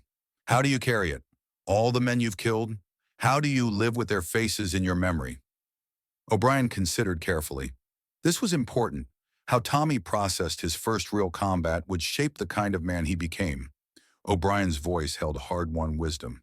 You remember Francois Martineau, French privateer, 1709, first man I killed with a cutlass. He looked surprised when my blade went in, like he couldn't believe it was happening. I see his face sometimes, 20 years later. He paused, organizing thoughts. I live with it by remembering. I didn't start the war. I didn't choose to fight. But when my country called and when fighting started, I did my job. Protected my shipmates. That's all any of us can do. Tommy absorbed this. The British Marine, William from the watch, he had a mother who loved him. Now she'll get news he's dead, because of us. O'Brien's voice gentled. Aye, and 7 American mothers got the same news, and 71 British mothers. War doesn't make sense when you think about individual people. It only makes sense when you think about nations and principles and things bigger than any one person. Tommy nodded slowly. I understand that in my head, but my heart, O'Brien finished for him. Your heart says it's all murder dressed up in uniforms and flags. I know, lad. That feeling never goes away completely. You just learn to carry it. They stood in silence, watching waves roll past Constitution's hull. 2 sailors processing violence in the way men always had, by sharing the burden with someone who understood. August 30th, 1812. Constitution rounded the point into Boston Harbor as morning sun turned the water golden. The lookout saw the city first, then called down with shock in his voice. Sir, the waterfront is packed. Thousands of people. Hull raised his telescope. The docks were indeed packed with humanity. Not just sailors and merchants, but entire families. Old men, children, women waving handkerchiefs that caught sunlight like flags. Church bells rang across the city. The sound carried over water, welcoming and triumphant. Morris stood beside Hull. Sir, how did they know? Hull kept his glass trained on the incredible scene. A fast merchant ship must have brought news ahead of us. They know we won. As Constitution approached, the crowd's roar became audible. Cheering, screaming, crying. The accumulated emotion of people who'd spent weeks fearing the worst and were now witnessing victory. American flags appeared everywhere. Bunting decorated buildings. A massive banner stretched across the harbor master's office. Hull and Constitution, pride of America. Hull felt his throat tighten. He was a private man, uncomfortable with public emotion. This adulation terrified him more than Guerrière's guns had. Constitution tied up at the main wharf. The gangplank extended. A delegation waited. Governor Caleb Strong of Massachusetts. Boston Mayor Josiah Quincy. Naval officials in dress uniforms. Congressmen who'd traveled from Washington specifically for this moment. Hull descended to a noise level that made thought impossible. The crowd pressed close, everyone trying to touch him. To be near victory made flesh. Governor Strong grabbed Hull's hand, pumping it vigorously. Captain Hull, you've given America her first significant naval victory. You've proven we can stand against Britain on equal terms. Hull tried to deflect. Sir, I only did my duty. My crew deserves... Mayor Quincy cut him off. Your crew will be rewarded. Congress is voting prize money as we speak. Medals, promotions. This changes everything. Hull turned, looking back at Constitution. His crew was disembarking. O'Brien, Chen, Tommy Wright, all the others who'd made victory possible. They looked equally overwhelmed by the reception. Through the crowd, Hull spotted a familiar figure. An old man standing apart from the chaos. Hull's heart recognized him before his mind did. His father, Joseph Hull. 72 years old now, bent with age but still strong enough to make the journey from Derby. They hadn't spoken in 3 years, not since a brief, awkward meeting in New Haven, where Joseph had criticized Isaac's choice to remain in the Navy rather than return to farming. Hull pushed through the crowd toward his father. Joseph watched him approach, face unreadable. They stood facing each other. The noise faded into background. In this moment, only they existed. Joseph's voice came out gruff. You did well, boy. 4 words, no elaborate praise, no emotional declaration. Just simple acknowledgement from a man who'd spent Isaac's entire childhood doubting his choices. Hull felt something break and heal simultaneously inside his chest. Thank you, Pa. Joseph nodded once. Slow, deliberate. The gesture said everything words couldn't. I was wrong. You were right. I'm proud. Then the moment passed, and Joseph melted back into the crowd. But it was enough, more than enough. That evening, after the public celebrations subsided into private gatherings, Hull visited the hospital where Constitution's wounded were recovering. The building, a converted warehouse near the waterfront, smelled of laudanum, carbolic acid, and the particular sweetness of infection that no amount of cleaning could eliminate. 17 beds held American wounded. 7 more had been set aside for British prisoners whose injuries required continued care. Hull found Daniel Miller in a bed near the window where afternoon light painted the wall gold, 19 years old. Both legs amputated above the knee 2 weeks earlier. The stumps were still bandaged, though Surgeon Evans reported the wounds were healing cleanly. No signs of gangrene, no fever. Miller saw Hull approach and tried to push himself upright for a salute. His face went white with the effort. Hull crossed the room quickly. "At ease, Mr. Miller. Stay as you are." Miller sank back against the pillows, breathing hard. "Sir, I should—" Hull pulled a chair beside the bed and sat, cutting off the protest. "You've done enough standing at attention for one lifetime, son." They sat in silence for a moment. Through the window, Boston Harbor sparkled in late summer light. Constitution was visible at her berth, already surrounded by small boats full of citizens who wanted to see the victorious ship up close. Hull's voice came out quiet. "How are you feeling, Mr. Miller?" Miller's answer was automatic, well-rehearsed. "Alive, sir, thanks to you and Surgeon Evans." Hull shook his head. "I'm not the one who saved you. Dr. Evans performed the surgery. The hospital staff changed your dressings and fought the infection. Your own constitution, your body's strength, did the healing. I just gave the orders that put you in front of that British gun." The honesty seemed to surprise Miller. His rehearsed cheerfulness faltered. "Sir, it was my station. Gun 6. I was doing my job." Hull leaned forward, elbows on his knees, hands clasped. "Tell me what you remember." Miller's eyes went distant. "We were at close range, point blank. I could see British sailors through the gun port, see their faces. We just fired. I was helping haul the gun back out, and then there was noise, impact. I remember thinking someone had hit me with a hammer, then nothing until I woke up here." He looked down at the sheet covering his legs, where his legs should have been. "Dr. Evans said the shot came through the port at an angle. Took the legs off clean. Said I was lucky. If it had hit center mass, I'd be dead." "Lucky." The word came out bitter, not angry, just hollow. Hull understood that hollowness. He'd felt it after Tripoli, after every action where men under his command had died or been maimed while he walked away untouched. Survivor's guilt mixed with commander's responsibility. Hull chose his next words carefully. "Mr. Miller, the Navy will provide full pension, $75 per year for total disability, and I will personally ensure you have employment at the Boston Navy Yard. Clerical work, inventory management, logistics, positions that need a sharp mind more than working legs. You have my word on that. You'll never want for work or purpose." Miller nodded, but his expression suggested this wasn't the question that haunted him. Hull waited. Sometimes the only thing a commander could offer was the space to ask the hard questions. Finally, Miller forced it out. "Sir, was it worth it?" The question hung in the air between them. Heavy. Impossible. Hull could have deflected with patriotic rhetoric, could have talked about national honor, proving America's mettle, the strategic importance of naval victories. All true, all meaningless to a 19-year-old who would never walk again. Instead, Hull gave him the only truth he had.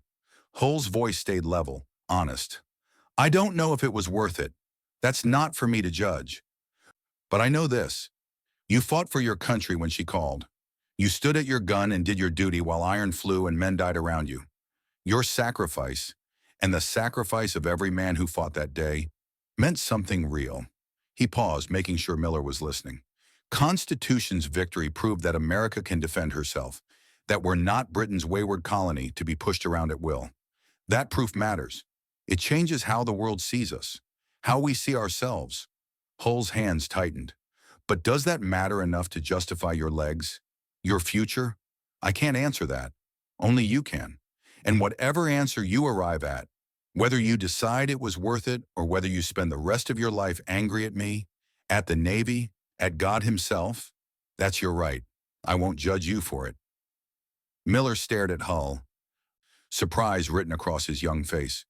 Whatever he'd expected, it wasn't this level of raw honesty. Miller's voice came out small.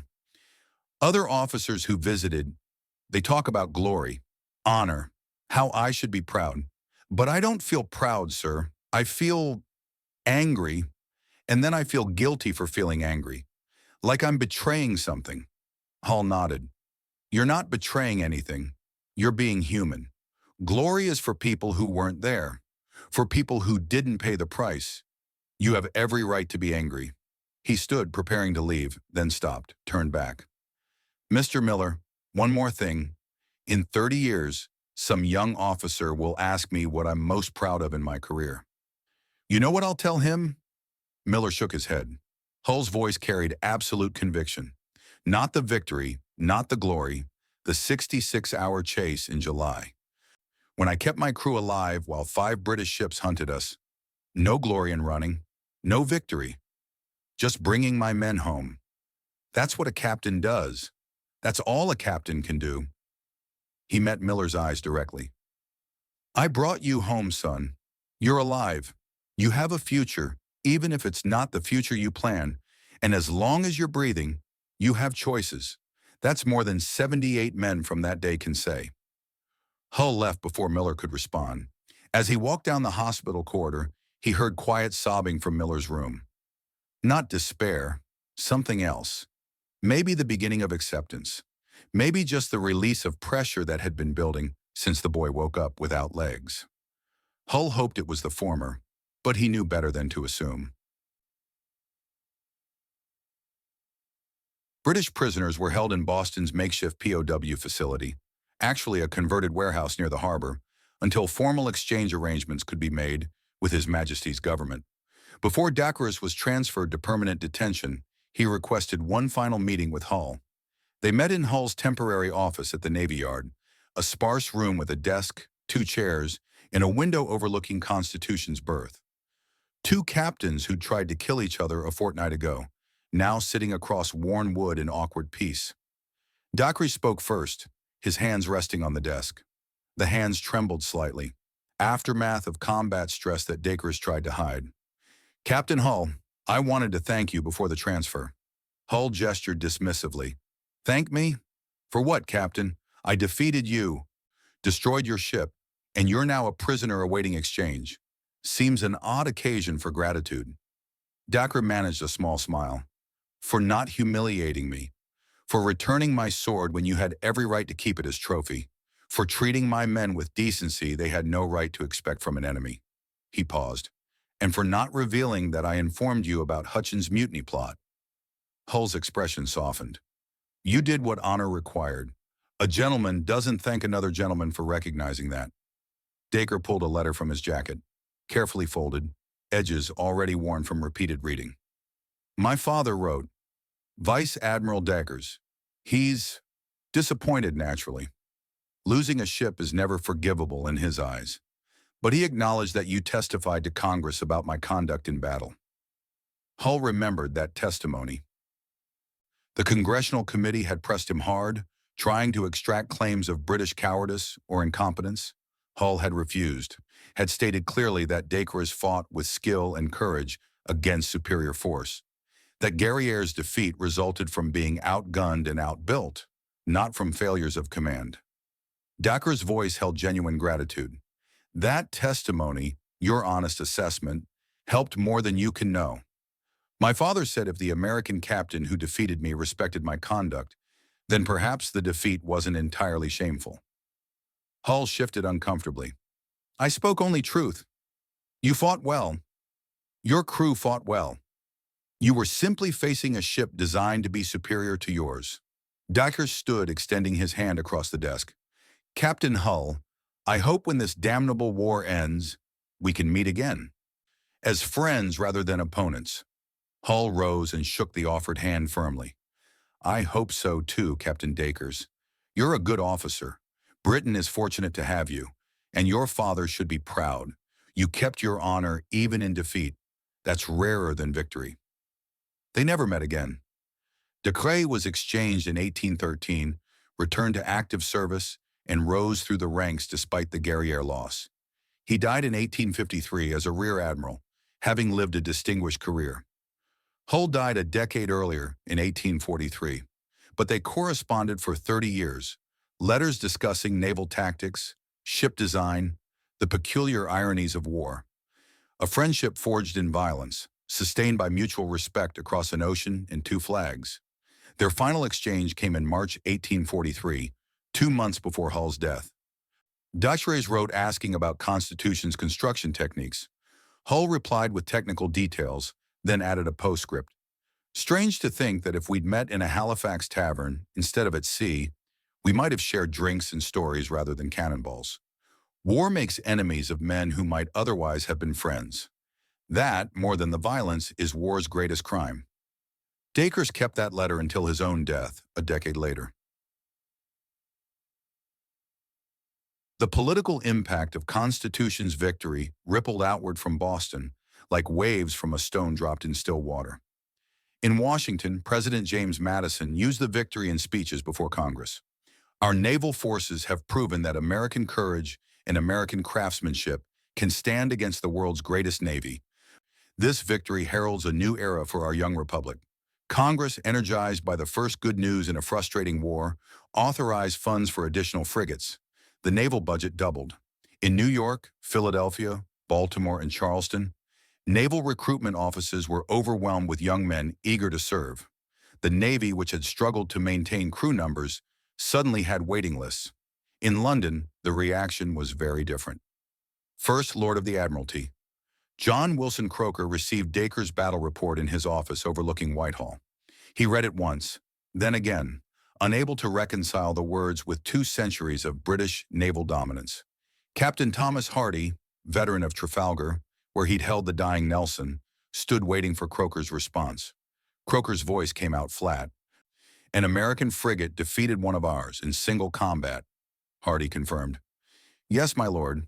Captain Dacres reports USS Constitution is a heavy frigate of new design. Nominally 44 guns but mounting 24-pounders, built with live oak that's nearly impervious to standard shot. Our 38-gun frigates aren't designed to fight such ships. Silence held the Admiralty office. Outside, London continued its business, unaware that the foundations of British naval supremacy were cracking. Croker made a decision that would have been unthinkable a month earlier. Issue new orders. British frigates are not to engage American heavy frigates in single combat, only with squadron support or ships of the line. Hardy absorbed this. My lord, that's an admission that we can't guarantee victory. Croker's voice turned hard. It's an admission that reality doesn't care about our pride, Captain. We've spent 2 centuries ruling the oceans. Perhaps that made us complacent. This American victory is a wake-up call. We adapt or we lose ships we can't afford to lose. The order went out. For the first time in living memory, the Royal Navy admitted it could not guarantee victory in equal combat. British captains who'd previously sought American warships for glory now avoided them when prudence allowed. The psychological impact on British naval confidence was profound. If Britannia didn't rule the waves absolutely, what else might be questioned? 30 years passed. The War of 1812 ground on until December 1814, ending with the Treaty of Ghent, a negotiated peace that settled nothing but at least stopped the killing. Constitution fought more battles. Under William Bainbridge, she defeated HMS Java off Brazil in another single-ship action. Under Charles Stuart, she captured both HMS Cyane and HMS Levant simultaneously in a brilliant display of seamanship. Each victory added layers to her legend. But Isaac Hull never commanded Constitution in battle again after Guerrière. He was promoted to Master Commandant, given administrative roles befitting his fame. Boston Navy Yard, Portsmouth Navy Yard, a brief return to sea commanding the Mediterranean Squadron, always competent, always professional, never seeking the spotlight that sought him. Sean O'Brien retired in 1815 at 45, his body worn from 2 decades of hauling guns and fighting battles. Navy pension plus prize money from Constitution and other captures left him comfortable, not wealthy, but secure. He bought a small building in Boston's North End and opened a tavern. The sign above the door read "The Constitution Arms" and featured a crude painting of the famous frigate. Inside, O'Brien kept gun number 4's training tackle mounted on the wall, salvaged when Constitution underwent her first major refit. Every August 19th, O'Brien hosted a reunion for Constitution's crew. They came from across New England, graying men who'd once been young sailors. They drank rum, told stories that grew more elaborate each year, and remembered the afternoon when they'd proven themselves against the world's finest navy. In August 1820, Tommy Wright, now 35, married with 2 children, attended the reunion. He'd been coming every year since the war ended, drawn by something he couldn't quite name. That year, Tommy stayed late after the others had left, helped O'Brien clean glasses and wipe down tables. Tommy's voice came out hesitant. "Sean, can I ask you something?" O'Brien, gray-haired now and moving with the stiffness of old injuries, looked up. "Aye, lad. Always." Tommy struggled with the words. "Do you ever regret it? The fighting? The men we killed?" O'Brien set down the glass he'd been drying, considered carefully. This was the question that mattered, the one that determined whether you made peace with your past or let it destroy you. O'Brien's voice held hard-won wisdom. "No, I regret the necessity of it. I regret that war exists, and young men die for old men's pride and politicians' ambitions. But I don't regret my part in it. We did what was needed, and we did it honorably." Tommy nodded slowly. "I tracked down his mother. The British Marine, William Davies. Took me 3 years, but I found her in Portsmouth, England, not New Hampshire." O'Brien's expression shifted to surprise. "You went to England?" Tommy's hands tightened on the bar rail. "Last year, merchant ship. I needed to see her, to tell her." He trailed off, unable to finish. O'Brien waited, patient, understanding that some things took time to say. Tommy's voice emerged rough. "I returned his pocket watch, the one that fell out when you shot him. I'd kept it all those years. Told myself I was waiting for the right moment to return it. But really I was just carrying him, carrying the guilt." He looked up, meeting O'Brien's eyes. "She cried when I gave it to her. Held it like it was made of glass. Asked me to tell her everything about how he died. So I did, all of it. The boarding attempt, how he fought bravely, how it was quick." O'Brien's voice gentled. "What did she say?" Tommy's eyes reddened, but no tears fell. "She thanked me, said knowing he died doing his duty helped, that the watch meant everything because it was the last thing she'd given him before his ship sailed. And then she asked if I'd write to her sometimes. Tell her about my life. Because if her William had lived, he'd be about my age. And maybe hearing about my life would help her imagine the life William might have had." O'Brien gripped Tommy's shoulder. "That's good, lad. That's healing. For both of you." Tommy nodded. "I write to her every month now. Tell her about my children, my work at the shipyard, ordinary things. And she writes back. Tells me about Portsmouth, her garden, her memories of William as a boy. It's strange, but good." He looked at O'Brien with something like peace in his expression. "I think I'm finally letting him go. Not forgetting, but not carrying him like a stone around my neck anymore." O'Brien smiled. "That's all any of us can do, Tommy. Remember without being destroyed by remembering. Honor the dead by living well." They finished cleaning in comfortable silence. When Tommy left, O'Brien watched him walk down the dark street toward home and family and life. Good lad, O'Brien thought. He'd survive his ghosts after all. O'Brien died in 1831 at age 61. Heart gave out while he was checking inventory in the tavern's cellar. Fitting somehow. Dying in the place he'd built from prize money earned serving Constitution. 40 former crew members attended his funeral. Hull came from Washington, where he was serving at the Navy Department. Chen traveled from Annapolis, where he taught gunnery. Tommy brought his whole family. At the graveside, as they lowered O'Brien's casket, Tommy remembered the old sailor's last words. He'd visited O'Brien the day before he died. Routine visit, nothing suggesting it would be the last. O'Brien had gripped Tommy's hand with surprising strength and smiled. Tell the captain, I kept my station. Tommy had asked what he meant. O'Brien's smile widened. Gun 4, My station. I kept it in battle, and I kept it all the years since. Loyal to the crew, loyal to the ship, loyal to what we did together. Tell Captain Hull, I kept my station to the end. The next day, O'Brien was gone. At the funeral, Tommy found Hull standing alone, staring at the fresh grave. Tommy delivered the message. Sir, Sean wanted you to know. He kept his station. Hull's throat worked. He nodded once, sharp and military, then turned and walked away before emotion could show. But Tommy saw the captain's shoulders shake. Just once. Just enough. A. Michael Chen never married. Devoted his life to gunnery instruction at the Naval Academy, transforming American naval fire control from art into science. His textbook, Mathematical Principles of Naval Gunnery, was published in 1825 and remained standard curriculum for 40 years. Chen reduced gun laying to pure mathematics. Angles, velocities, windage, ship movement, all quantifiable, all teachable. A generation of American naval officers learned to fight from Chen's methods. He rarely discussed the battle unless students pressed him. When he did, he focused purely on technical aspects. Never mentioned the man decapitated beside him at Gun 4. Never spoke of the terror or the blood or what it cost to stand and load while death screamed overhead.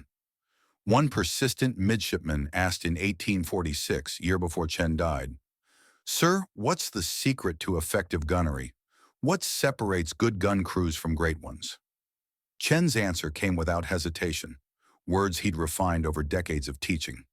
Training, and then more training, until your hands know what to do when your mind is too terrified to think properly. In battle, conscious thought fails. Muscle memory saves you. That's not poetry. That's mathematics. Repetition creates neural pathways that function independent of fear. Train the body, the mind will follow. The midshipman nodded, scribbling notes. Chen added quietly, almost to himself, Of course, all the training in the world doesn't prepare you for watching friends die. Doesn't prepare you for the guilt of surviving when good men didn't. Doesn't prepare you for carrying those faces 40 years later. He caught himself, smiled thinly. But that's philosophy, not gunnery. Stick to the mathematics, Mr. Harrison. The mathematics will keep you alive. Chen died in 1847, 61 years old, in his quarters at the Naval Academy. Heart attack in his sleep. Peaceful, his colleagues said. No suffering. At his funeral, over 200 current and former students attended. They buried him with full military honors in the Academy Cemetery, his gravestone noting his service and his contributions to naval science. What the stone didn't mention, Chen never forgot the face of the man who died beside him. Saw it sometimes when he closed his eyes. Carried it quietly for 43 years until death released him from remembering. Tommy Wright struggled more than O'Brien or Chen, left the Navy in 1814, unable to reconcile peacetime routine with combat-learned reflexes, tried civilian life in Boston, shipwright, rope maker, dock worker, but couldn't hold positions, drank too much, started fights, drifted. By 1816, he was living in a boarding house in New York, working sporadically, drinking steadily, haunted by a dead British Marine's face. The correspondence with William Davy's mother started in 1817 and became Tommy's lifeline.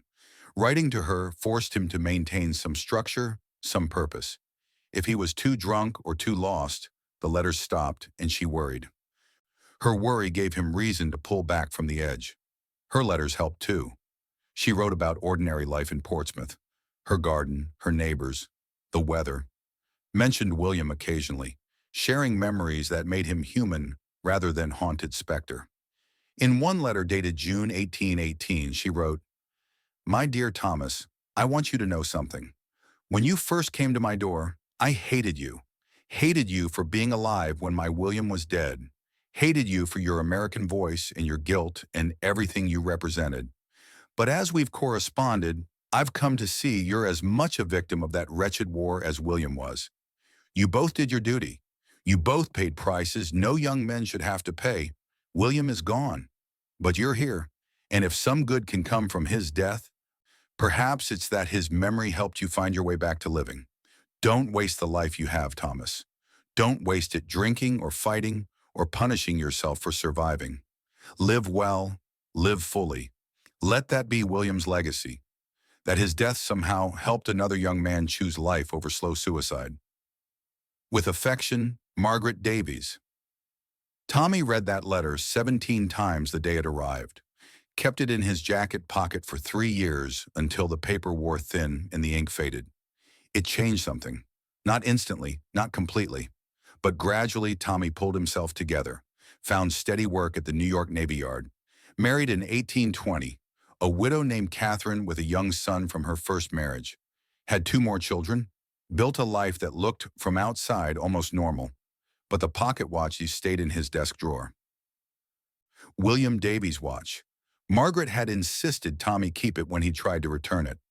I have his memory, she'd written. You have the watch. Let it remind you both that you survived and that surviving carries obligations. Honor William by living the life he can't. In 1851, Tommy Wright died in his sleep at 66. Heart attack, quick and painless.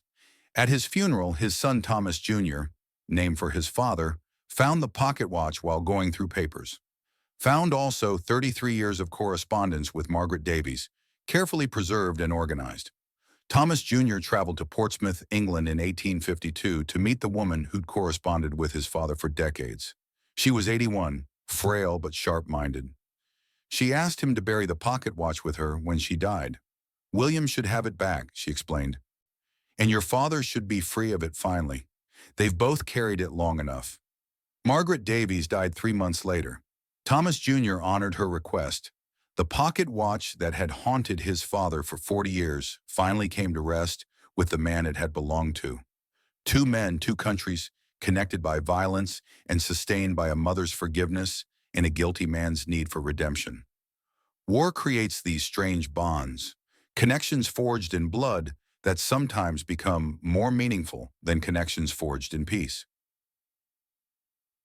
If February 13th, 1843, Philadelphia, Isaac Hull's house on Chestnut Street. The room was crowded, family, friends, former officers, old crew members who traveled from across the country when word spread that Captain Hull was dying. Hull lay in bed, 70 years old, body worn out from 7 decades of use, heart failing, lungs laboring, but mind still sharp. O'Brien was gone, 9 years dead. Chen would die in 4 more years, but he was here now, sitting beside the bed. Tommy Wright had died 8 years earlier, but his son Thomas Jr. represented him. Others from Constitution's crew filled the room. Morris, Hull's first lieutenant, now a captain himself. Young midshipmen from 1812 who were now grandfathers. Gun captains and powder boys and Marines who'd climbed the fighting tops that August afternoon. Someone, Hull couldn't see who through the haze of laudanum and failing vision, asked the question they'd all wondered. Sir, what are you most proud of? What achievement defined your life? Hull's mind drifted across 70 years. The farm in Connecticut, first sailing. The hurricane that made him a commander. Tripoli, Constitution, Guerrière. Decades of service afterward. What mattered most? Hull's voice emerged thin but clear. The 66-hour chase, not the battle. Confused murmuring. Not the glory. Not the victory that made him famous. Chen leaned close. Sir, why the chase? Hull gathered strength. This was important. Maybe the most important thing he'd ever say. Hull's words came slowly, carefully chosen. July 1812. 5 British ships hunting us. No glory in running. No victory. Just survival. Keeping my men alive when death was chasing us across empty ocean. He paused for breath. That's what I'm proud of. Not the killing, the saving. Another pause. The room was silent except for Hull's labored breathing. Hull's voice strengthened slightly. Any captain can fight when circumstances favor him. Any fool with enough guns can kill an enemy. But bringing your men through when everything's against you, when death seems certain and hope seems foolish, that's command. That's what matters. He looked around the room at faces he could barely see. I didn't win wars. I brought my men home. Most of them. That's all any captain can hope to do. The words hung in the air.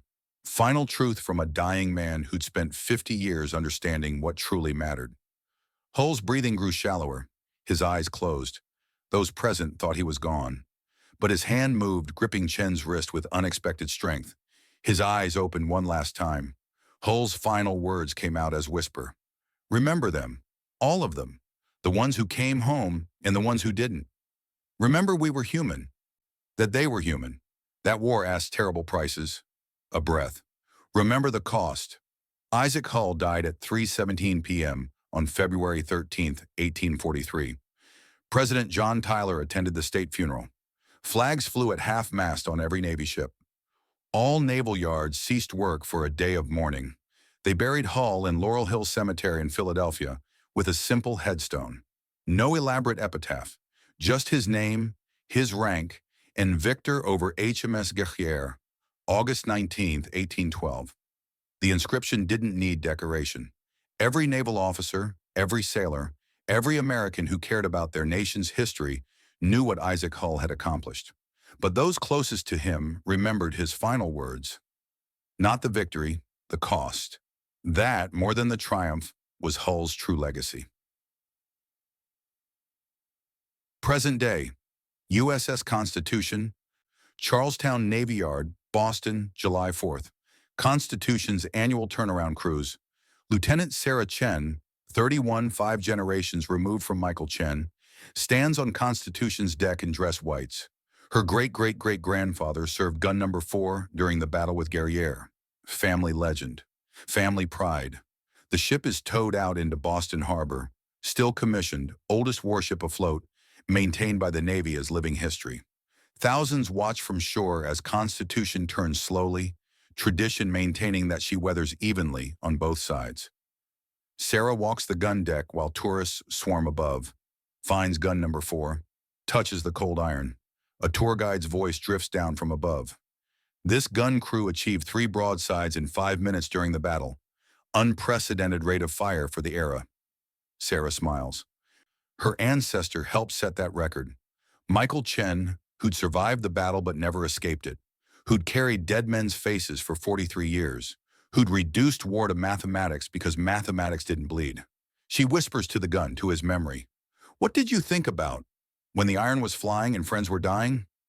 No answer comes, but she knows.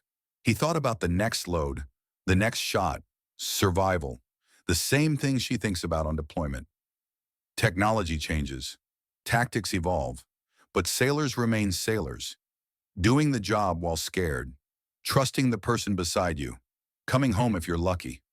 Sarah Chen serves on a destroyer with guided missiles and radar and computers that would seem like magic to Michael Chen, but she still stands watch, still maintains her station, still hopes she never has to fire her weapons in anger. The fundamentals don't change. Late that night, Constitution returned to berth, tourists departed, Sarah Chen completed her watch. A single sailor, seaman apprentice Marcus Johnson, 20 years old, 2 months out of boot camp, walks the gun deck on midnight watch. He stops at gun number 4, touches the barrel. Constitution settles in her berth, old wood creaking as tide shifts her mooring. The ship holds 200 years of memory in her timbers.